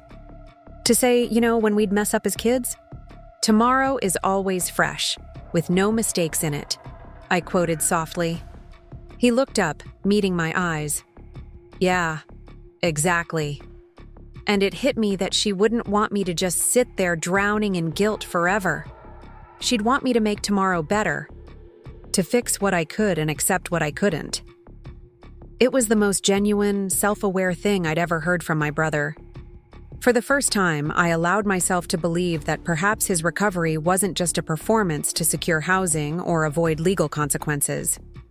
Perhaps he was truly doing the internal work required for lasting change. "I think she'd be proud of where you are now," I said, meaning it. "And Dad would too." Ethan's eyes glistened briefly before he blinked rapidly. "Still a long way to go." "One day at a time, right?" "Right." We finished preparing dinner and sat at the kitchen table, not the formal dining room where we'd sat tea, rarely eaten except on holidays, but the smaller, cozier table where most family meals had actually taken place. The conversation flowed more easily than I'd expected, touching on Ethan's upcoming job, my current architectural projects, memories of Mom that made us both laugh despite the underlying sadness. As Ethan helped clear the dishes afterward, he paused, a stack of plates in his hands. "Thanks, Liv, not just for dinner, for everything, for not giving up on me when you had every reason to." The simple sincerity of it caught me off guard. "You're welcome," I managed, throat suddenly tight. After he returned to his apartment, I sat alone in the living room, processing the evening. It had gone well, surprisingly well. Yet, even as hope bloomed, caution remained. Recovery wasn't a straight line. There would be setbacks, challenges, moments that tested both our resolves. The question wasn't if difficulties would arise, but how we would handle them when they did. The answer began to emerge sooner than expected. 2 weeks into his new job with Miguel's construction company, Ethan received an unexpected visitor. I was working from home that day, deep in concentration on blueprints for a new sustainable housing development, when the security system alerted me to someone approaching Ethan's separate entrance. I glanced at the camera feed on my tablet, then froze. Kyle, Ethan's former gambling buddy, the same friend who had helped him forge the quitclaim deed and break into the house, stood at Ethan's door, shifting nervously from foot to foot. My first instinct was to intervene, to prevent this potential trigger from disrupting Ethan's fragile recovery. But I hesitated, reminding myself that controlling Ethan's environment completely wasn't the goal. He needed to learn to navigate challenges, to make his own choices when faced with remnants of his past life. I watched as Ethan opened the door, his posture stiffening in recognition. Their conversation wasn't audible through the security feed, but their body language told enough of the story. Kyle, animated and insistent. Ethan, reserved and increasingly firm in his responses. Finally, Ethan shook his head definitively and began to close the door. Kyle stuck his foot in the jamb, preventing it from closing completely. This was the moment I nearly intervened. But before I could move, Ethan reopened the door fully, said something that made Kyle step back, and then closed it firmly. Kyle stood there for a moment, looking frustrated, then turned and walked away, his movements jerky with apparent anger. 10 minutes later, my phone buzzed with a text from Ethan. "Can we talk when you have a minute? Nothing urgent," I responded. "Immediately. Free now if you want to come to the main house." He appeared at the connecting door shortly after, his expression troubled but resolute. I let him in, leading the way to the kitchen where I'd been about to make tea. "Kyle showed up," he said without preamble, leaning against the counter. "I saw on the security feed," I admitted. "I was going to step in if things escalated, but it looked like you handled it." Ethan ran a hand through his hair, a gesture so reminiscent of Dad that it made my heart twist. He wanted me to place some bets for him, said he had a sure thing on a game tonight, but his bookie won't take his action anymore because he owes too much. The casualness with which Kyle had approached Ethan, assuming he'd still be receptive to gambling despite everything that had happened, was staggering. "What did you tell him?" "That I'm in recovery, that I don't gamble anymore, don't hang out with people who do, and don't want him coming around again." Ethan's voice was steady, though his fingers drummed nervously against the countertop. He didn't take it well. I gathered that from his body language. He said some things about me, about you, about how I've changed, and not in a good way. Ethan's gaze was direct. He threatened to make trouble, said he knew things that could cause problems for both of us. My stomach tightened. "What kind of things?" "Probably nothing real," Ethan assured me quickly. "Kyle talks big when he's backed into a corner. But I wanted you to know about the visit, about the threats. Full disclosure, like we agreed." The fact that he'd immediately informed me rather than hiding the encounter was itself significant, a demonstration of the transparency we'd established as fundamental to our new relationship. "Thank you for telling me," I said sincerely. "Do you think he'll be back?" Ethan considered this. "Maybe, not today. But Kyle doesn't let go of things easily. He's used to me being his fallback, his safety net when he's in trouble, which is pretty often." I nodded, processing this new potential complication. "We should let Marcus know, just in case. And maybe update the security system to flag Kyle specifically if he returns." "Good idea," Ethan agreed. "And Liv? I need you to know, I wasn't tempted, not even for a second. Seeing Kyle, hearing him talk about betting, about sure things, it just made me feel sick, like looking at a version of myself I never want to be again." The relief in his voice was palpable, as if he'd surprised even himself with the strength of his conviction. I understood the feeling. Early in recovery, Each successfully navigated challenge was a revelation, proof that change was possible, that new patterns could indeed replace deeply ingrained habits. "That's really good to hear," I said, careful not to overpraise what should be standard behavior. "How are you feeling now?" "Shaky," he admitted. "Not craving, just rattled. My counselor calls it emotional aftershock. I'm heading to an extra GA meeting tonight just to process it." The fact that he'd already planned this additional support without prompting was another positive sign. "Need a ride?" "No, I can take the bus, but thanks." He pushed away from the counter. "I should get back to my apartment, make some calls. My sponsor, my counselor. Let them know what happened." As he turned to leave, I made a sudden decision. "Ethan, wait." I reached into my pocket and pulled out a key. Not the symbolic uncut one he'd given me at Evergreen, but a real key to the front door of the main house. "I think you've earned this." His eyes widened slightly as he took it, understanding its significance. "Are you sure?" "No," I said honestly. "But that's part of recovery too, isn't it? Taking calculated risks, extending trust incrementally. You handled today well. You were transparent. You're taking responsibility for your continued sobriety. Those were the conditions we set." Ethan looked at the key in his palm for a long moment before carefully tucking it into his pocket. "Thank you," he said simply. "I won't take this for granted." After he left, I stood in the kitchen, processing my own emotional reaction to what had just transpired. I'd given Ethan a key to the house sooner than the timeline we'd originally discussed. A significant deviation from our carefully constructed plan. Was it the right decision? Only time would tell. But it felt right in the moment, a recognition of the genuine effort he was making. Recovery, I was learning, wasn't just Ethan's journey, but mine as well. Learning to trust again, to hope. Again, to believe in the possibility of healing. These were my challenges, my growth edges. Just as Ethan had to develop new responses to old triggers, I had to cultivate new ways of relating to him, ones not dominated by suspicion and hurt. One day at a time, one foot in front of the other. Tomorrow always fresh, with no mistakes in it yet. Spring faded into summer, marking 6 months since Dad's death and 3 since Ethan's return from rehab. Portland bloomed around us. Neighborhoods transformed by flowering cherry trees and rhododendrons, the city emerging from winter's grip with characteristic lushness.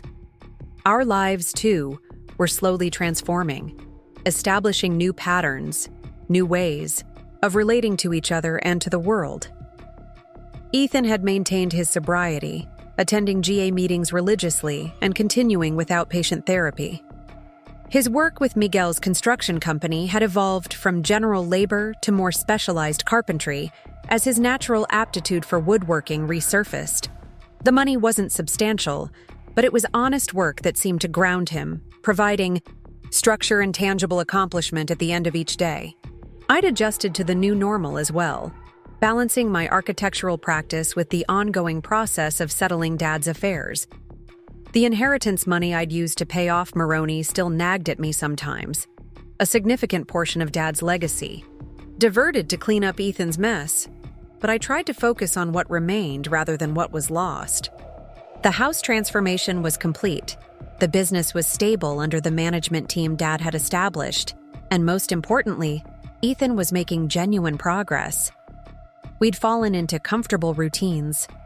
Sunday dinners together in the main house, occasional movie nights, regular check-ins about practical matters. It wasn't perfect. We still tiptoed around certain topics, and trust remained a work in progress. But it was functional, healing even. That Tuesday began like any other. I was working from my home office, finalizing designs for a community center in Northeast Portland when my phone rang. Mr. Donovan's name flashed on the screen. "Olivia, good morning," he greeted me formally as always. "Do you have a moment to discuss a matter related to your father's estate?" "Of course. Is something wrong? Not wrong exactly, but potentially complicated. He paused. I've received an inquiry from a gallery owner in Seattle. Apparently, your father had consigned several furniture pieces to them shortly before his death, prototypes for a new collection he was developing. The gallery is preparing for an exhibition and auction next month and reached out to confirm details. I frowned, trying to recall if Dad had mentioned this project. I don't remember him talking about a Seattle gallery. From what I understand, it was a new relationship. The gallery specializes in artisanal furniture and mixed media installations. Your father had collaborated with a metal artist named Camila Vasquez on several pieces combining his woodwork with her metalsmithing. The name was vaguely familiar. Dad had mentioned a promising artist he'd met at a craft fair, someone whose approach to metal reminded him of how he thought about wood. Do we have documentation about this arrangement? That's part of the complexity, Mr. Donovan admitted. The gallery owner, James Winters, has provided emails and a preliminary contract, but the final paperwork wasn't completed before your father's passing. Legally, the pieces still belong to the estate, though they're physically at the gallery. In Seattle. What are they asking for? Permission to include the pieces in their upcoming exhibition, with proceeds from any sales to be handled according to the terms outlined in the preliminary contract. 70% to the estate, 30% to the gallery. It seemed straightforward enough. That sounds reasonable. Why did you say it might be complicated? Mr. Donovan hesitated. Because the preliminary contract includes Ms. Vasquez as a collaborator and co-creator, entitled to an equal share of the proceeds with your father. Without final paperwork, determining the exact split becomes more challenging. I considered this. I'd need to see the pieces, understand the extent of the collaboration. How many items are we talking about? 5 completed pieces and 3. Works in progress, according to Mr. Winters. He's invited you to visit the gallery at your convenience to view them. A trip to Seattle wasn't in my immediate plans, but curiosity about this previously unknown aspect of Dad's work overrode my hesitation. I could drive up this weekend. Would Saturday work for them? I'll inquire and confirm. In the meantime, I'll forward you the emails and preliminary contract for review. After hanging up, I sat quietly, processing this unexpected development. Dad had always been passionate about his craft, constantly exploring new techniques and materials throughout his career. But he'd been relatively private about works in progress, preferring to reveal finished pieces when he felt they were ready. The idea that he'd been collaborating with another artist, developing a new collection I knew nothing about, felt like discovering a secret chapter in a book I thought I'd finished reading. My thoughts were interrupted by a knock at the office door. Ethan stood in the doorway, work clothes dusty from the renovation site he'd been assigned to that week. Hey, I'm heading out to an early meeting. Just wanted to check if you need anything. While I'm in town. Actually, I said, making a spontaneous decision. How would you feel about a road trip to Seattle this weekend? Something's come up with Dad's estate. Curiosity flickered across his face. What kind of something? I explained the situation. The gallery, the collaborative pieces, the unfinished business. I didn't know Dad was working with a metal artist, Ethan said, echoing my own surprise. Neither did I. Apparently, it was a new direction he was exploring. Right before. I trailed off, not needing to complete the thought. Ethan leaned against the doorframe, considering. Yeah, I'd like to see that. If you want company, that is. The offer hung between us, casual on the surface but loaded with significance. We hadn't traveled together since before Mom died, hadn't spent extended time in each other's company beyond the structured routines we'd established. A weekend trip represented new territory, a test of our rebuilding relationship outside the safety of our carefully constructed boundaries. I'd like the company, I decided. We could drive up Saturday morning, stay overnight, return Sunday. I'll book 2 rooms at a hotel. Ethan nodded, something like gratitude flickering in his expression. Sounds good. I'll let Miguel know I'll need Saturday off. That settled, he left for his meeting, and I returned to my work, though my focus had shifted. This unexpected discovery about Dad's final creative project felt significant, a posthumous revelation of how he'd continued to evolve as an artist, even in his later years.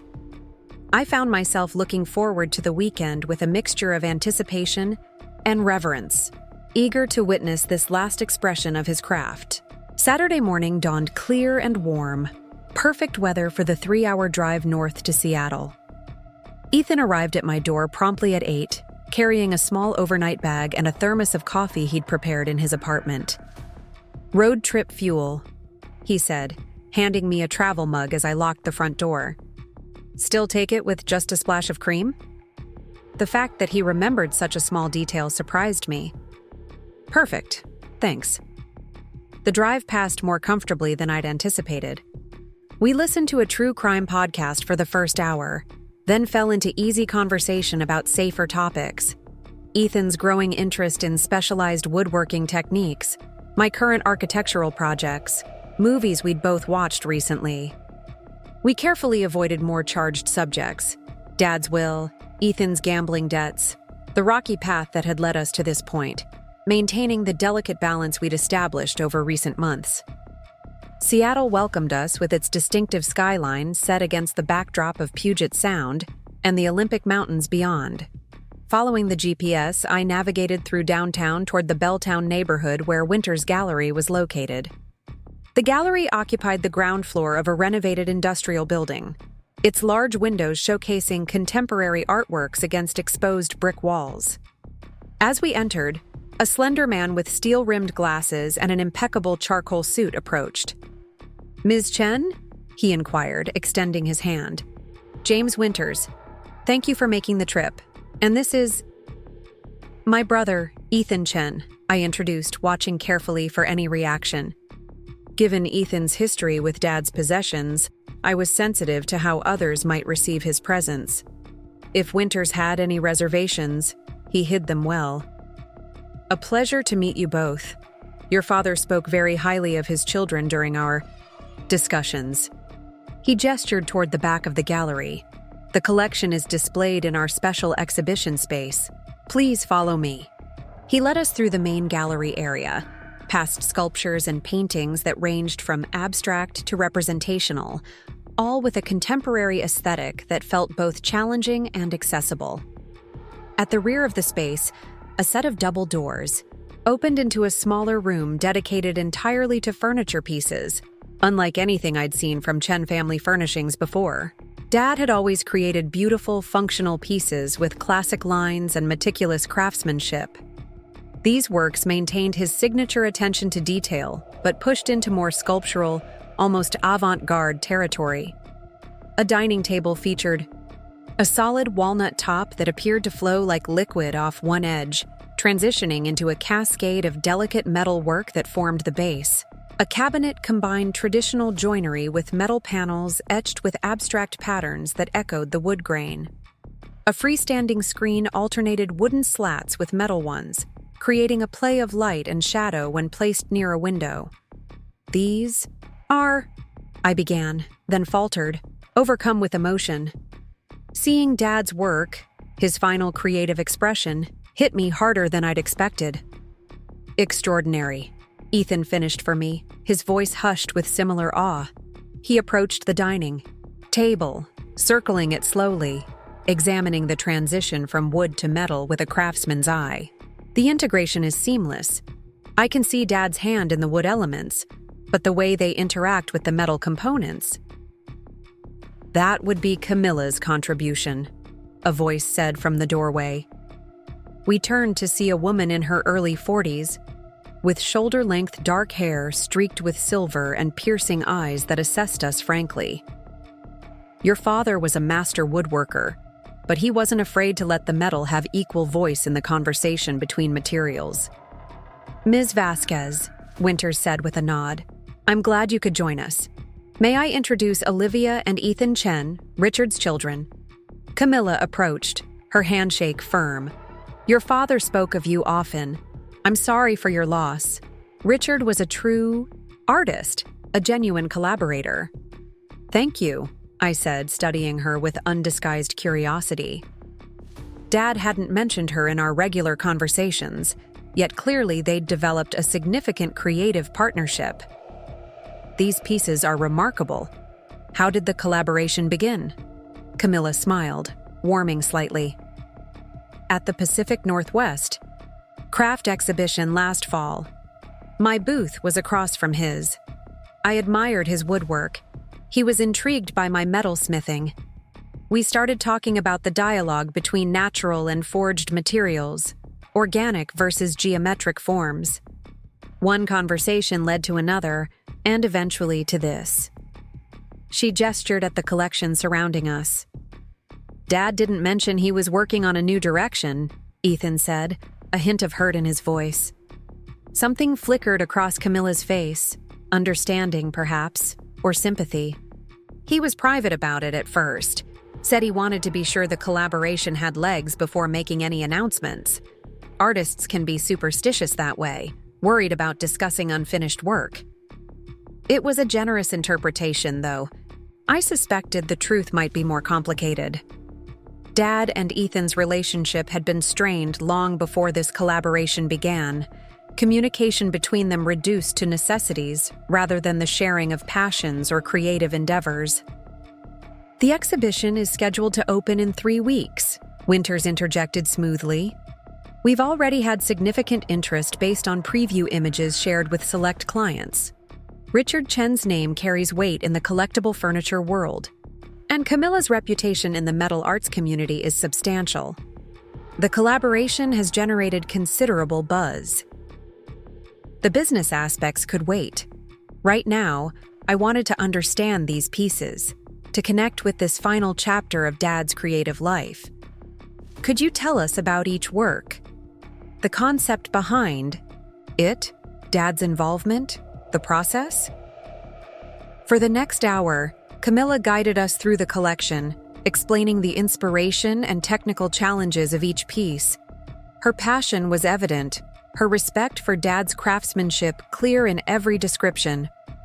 Ethan asked detailed questions about woodworking techniques, revealing his own knowledge in a way that visibly impressed both Camilla and Winters.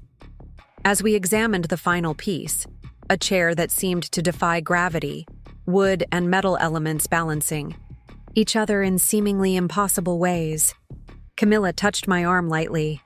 "There's something else I think Richard would want you to see." She glanced at Winters, who nodded and excused himself to attend to other gallery business. "In my studio. Not part of this collection, but something we were exploring separately. Would you be willing to come? It's not far, just a few blocks away." I exchanged a glance with Ethan, who looked as intrigued as I felt. "We'd like that," I answered for both of us. Camilla's studio occupied the 3rd floor of a former paper factory, a sprawling space filled with natural light from tall windows. Unlike the pristine gallery, this was clearly a working environment. Tools organized but abundant, materials stacked against walls, the scent of metal and wood and various chemical agents hanging in the air. "Coffee?" she offered, gesturing to a small kitchenette in one corner. When we both declined, she led us to a workbench partially covered with a canvas dropcloth. "Richard left this here the last time he visited. We were discussing expanding our collaboration to include more personal pieces, things beyond furniture." She pulled back the cloth to reveal a wooden box about the size of a small suitcase, its surface carved with intricate patterns reminiscent of waves or perhaps tree rings. The wood itself was extraordinary, a rich, deep red with complex grain patterns I didn't immediately recognize. "Bloodwood," Ethan identified, leaning closer. "From the Amazon.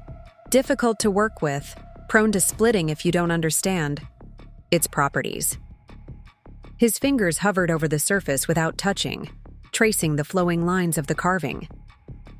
"This is Dad's hand, no question. The way he follows the grain enhances the natural movement of the wood." Camilla nodded approvingly at his assessment. The box itself is complete, but we were discussing what would go inside. It was designed as a presentation case for something special.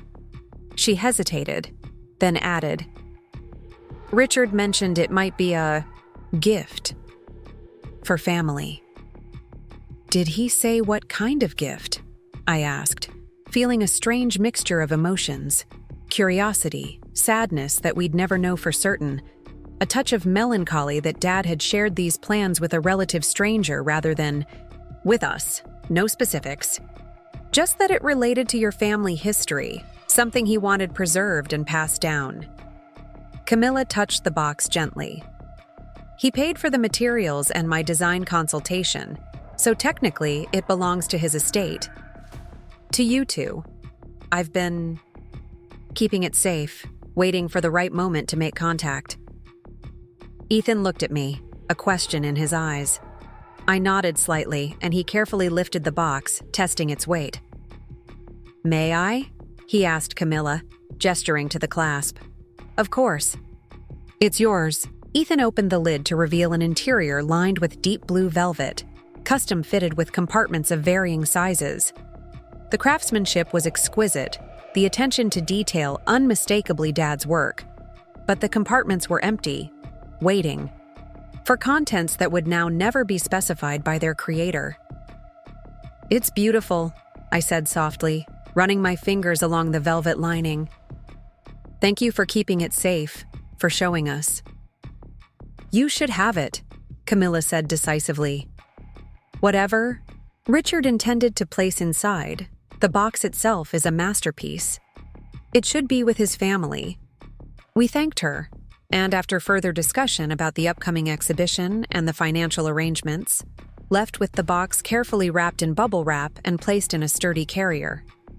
The hotel I'd booked was nearby, a boutique establishment, in a converted historic building that Dad would have appreciated for its architectural details and thoughtful preservation of original elements. After checking in and depositing our overnight bags in our respective rooms, Ethan and I met in the hotel's rooftop bar, finding a quiet corner with views of Elliott Bay. The bloodwood box sat on the low table between us, its presence raising questions neither of us had articulated during the visit with Camilla. What do you think he meant it to hold? Ethan asked finally, nursing a club soda with lime that had become his standard order since rehab.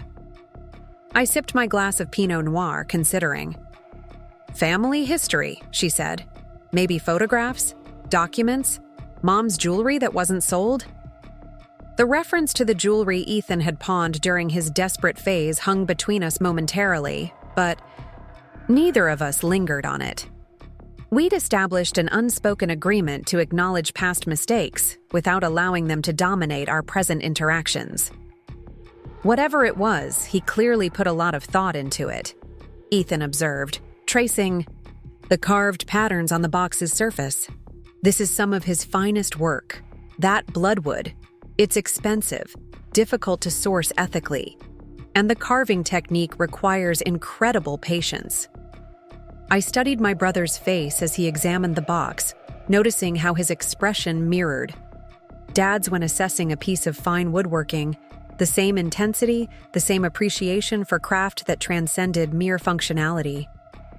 It reminded me that despite their differences, despite the fractures in their relationship, Ethan had inherited Dad's eye for beauty, his understanding of how materials could be transformed by skilled hands. You know, I said impulsively, the workshop is just sitting there. All of Dad's tools, his workbench, everything you'd need to get back to serious woodworking. Ethan looked up, surprise evident in his expression. Are you suggesting that you use it? Yes, I am. You've maintained sobriety for months. Now, you're working steadily, attending meetings, fulfilling all the conditions of our agreement. The next step was always going to be giving you more access to the property, more trust with family resources. I gestured to the box. And clearly, you have the talent, the understanding of the craft. It would be a waste to let that workshop sit empty when you could be creating. He was quiet for a long moment, emotions playing across his face too rapidly to identify.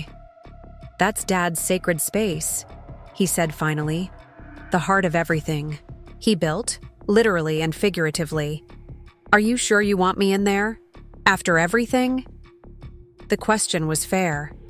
That workshop represented not just Dad's craft, but his legacy, the knowledge and skills he'd spent a lifetime developing. Allowing Ethan access was more than just a practical decision about use of space. It was a profound statement of renewed trust. "I'm sure," I said, more confidently than I actually felt. Recovery was about calculated risks, incremental steps forward. This felt like the right next step, despite the lingering uncertainty. Dad would want his tools used, his knowledge applied. You're the one with the aptitude for it. Ethan swallowed hard, looking back down at the box. "Thank you," he said, simply. "I won't take that lightly." We sat in companionable silence for a while, watching the ferries cross the Sound as twilight descended, the city lights beginning to twinkle against the darkening sky. The bloodwood box between us seemed to contain not just empty compartments but possibilities, a vessel waiting to be filled with new meanings, new connections, new understandings of our shared history. "We should find something to put in it," Ethan suggested eventually. "Not just leave it empty. That feels wrong somehow." "Like what?" He considered this. "Something that represents where we are now, where we've been, the whole journey." The idea resonated with me. Family history, but forward-looking too. Something that honors Dad's intentions while acknowledging our own path. We brainstormed possibilities over dinner at a nearby seafood restaurant, the conversation flowing more easily than it had in years. By the time we returned to the hotel, we had the beginnings of a plan, not just for the box, but for the workshop, for the next phase of our evolving relationship. The drive back to Portland the next day was filled with conversation about the exhibition, about Camilla's work, about the possibilities presented by the unused workshop. For the first time since Dad's death, we were discussing the future with genuine enthusiasm rather than just carefully managed expectations.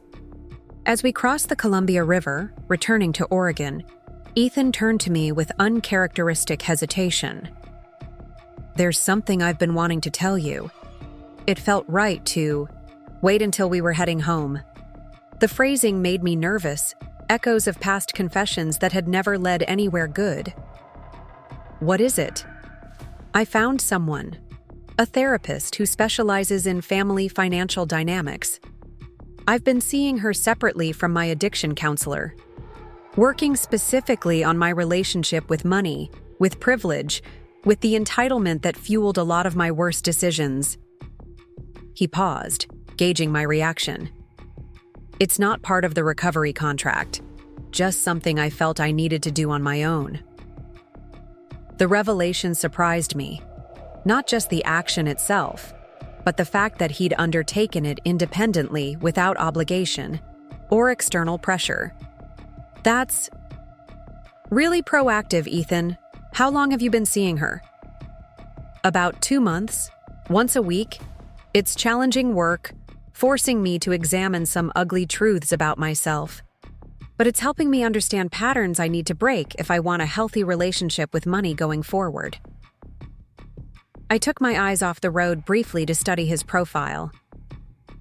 "Why didn't you mention it before?" He shrugged slightly. "I wanted to be sure I was committed to the process before I shared it. Too many times in the past, I've announced grand plans for change without following through. This time, I wanted actions to speak louder than words." The wisdom in this approach struck me, another indication of genuine growth, of lessons truly internalized rather than just intellectually acknowledged. "I'm proud of you," I said simply. "That can't be easy work." "It's not," he agreed, "but it's necessary, especially if—" He trailed off, then continued with renewed determination. especially if I'm going to be worthy of the trust you're extending by giving me access to the workshop, to Dad's tools and legacy.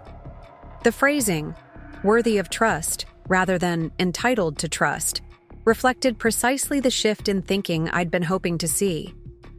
Not demanding what he believed was owed to him, but recognizing that trust was earned through consistent action and genuine accountability. As we approached Portland, city limits welcoming us home, I made a decision. There's something in Dad's safety deposit box I think you should see. Part of what I'm thinking might belong in that bloodwood case. Ethan glanced at me, curiosity evident. The letters he left us? You mentioned those before. Yes, but there's something else too. Something I think you're ready for now. The following Wednesday, after confirming that the safety deposit box contents could be accessed by both of us as legal heirs, we visited Pacific Northwest Bank together. The bank officer led us to a private room after retrieving the box, leaving us alone with its contents. I opened the metal container, removing the envelope addressed to me that contained the letter I'd read shortly after Dad's death. Beside it lay a similar envelope with Ethan's name written in Dad's distinctive handwriting. I handed it to him without comment, then reached deeper into the box to extract what I'd come for, a small velvet pouch that felt heavier than its size suggested. Ethan stared at his letter, making no move to open it. Have you read it? No, I assured him. That's private between you and Dad. I've only read my own. He nodded, carefully placing the envelope in his jacket pocket. I'll read it later, when I'm ready. He nodded toward the pouch in my hands. What's that? I opened the drawstring, tipping the contents into my palm. A pocket watch in a tarnished silver case, its chain tangled but intact. It was Grandfather's.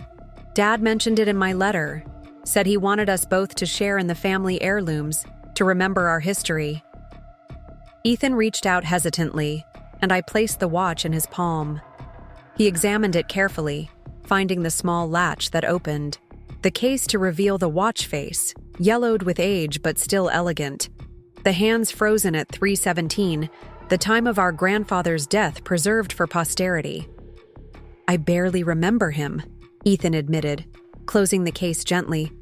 I was only 4 when he passed. Dad always said you have his hands, I observed. The same long fingers, the same natural dexterity with tools. Ethan smiled faintly at this, connection to a heritage he'd rarely considered. What are you thinking? For the box, I mean. This watch, Mom's pearl necklace that we recovered from the pawn shop, photos of all 4 of us from better times, Dad's letter to me, your letter when you're ready to include it. Maybe something from the new collection if we acquire one of the pieces from the exhibition. A family archive, spanning generations. The idea clearly resonated with him. And we could add to it over time. Continue the story. Exactly. Not just preserving the past, but documenting our journey forward, the hardships and the healing. Leaving the bank, watch safely returned to its pouch and tucked into my handbag. We walked in companionable silence to the parking lot. The summer air was warm against our skin, the scent of blooming roses from a nearby garden wafting on the breeze. Quintessential Portland in July, vibrant with life and possibility. I've been thinking about your offer, Ethan said as we reached my car.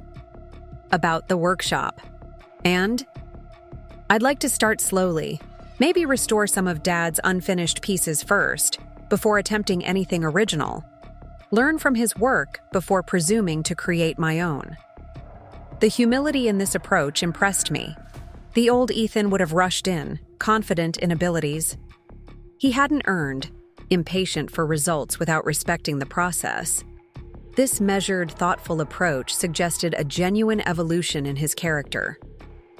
That sounds perfect, I agreed.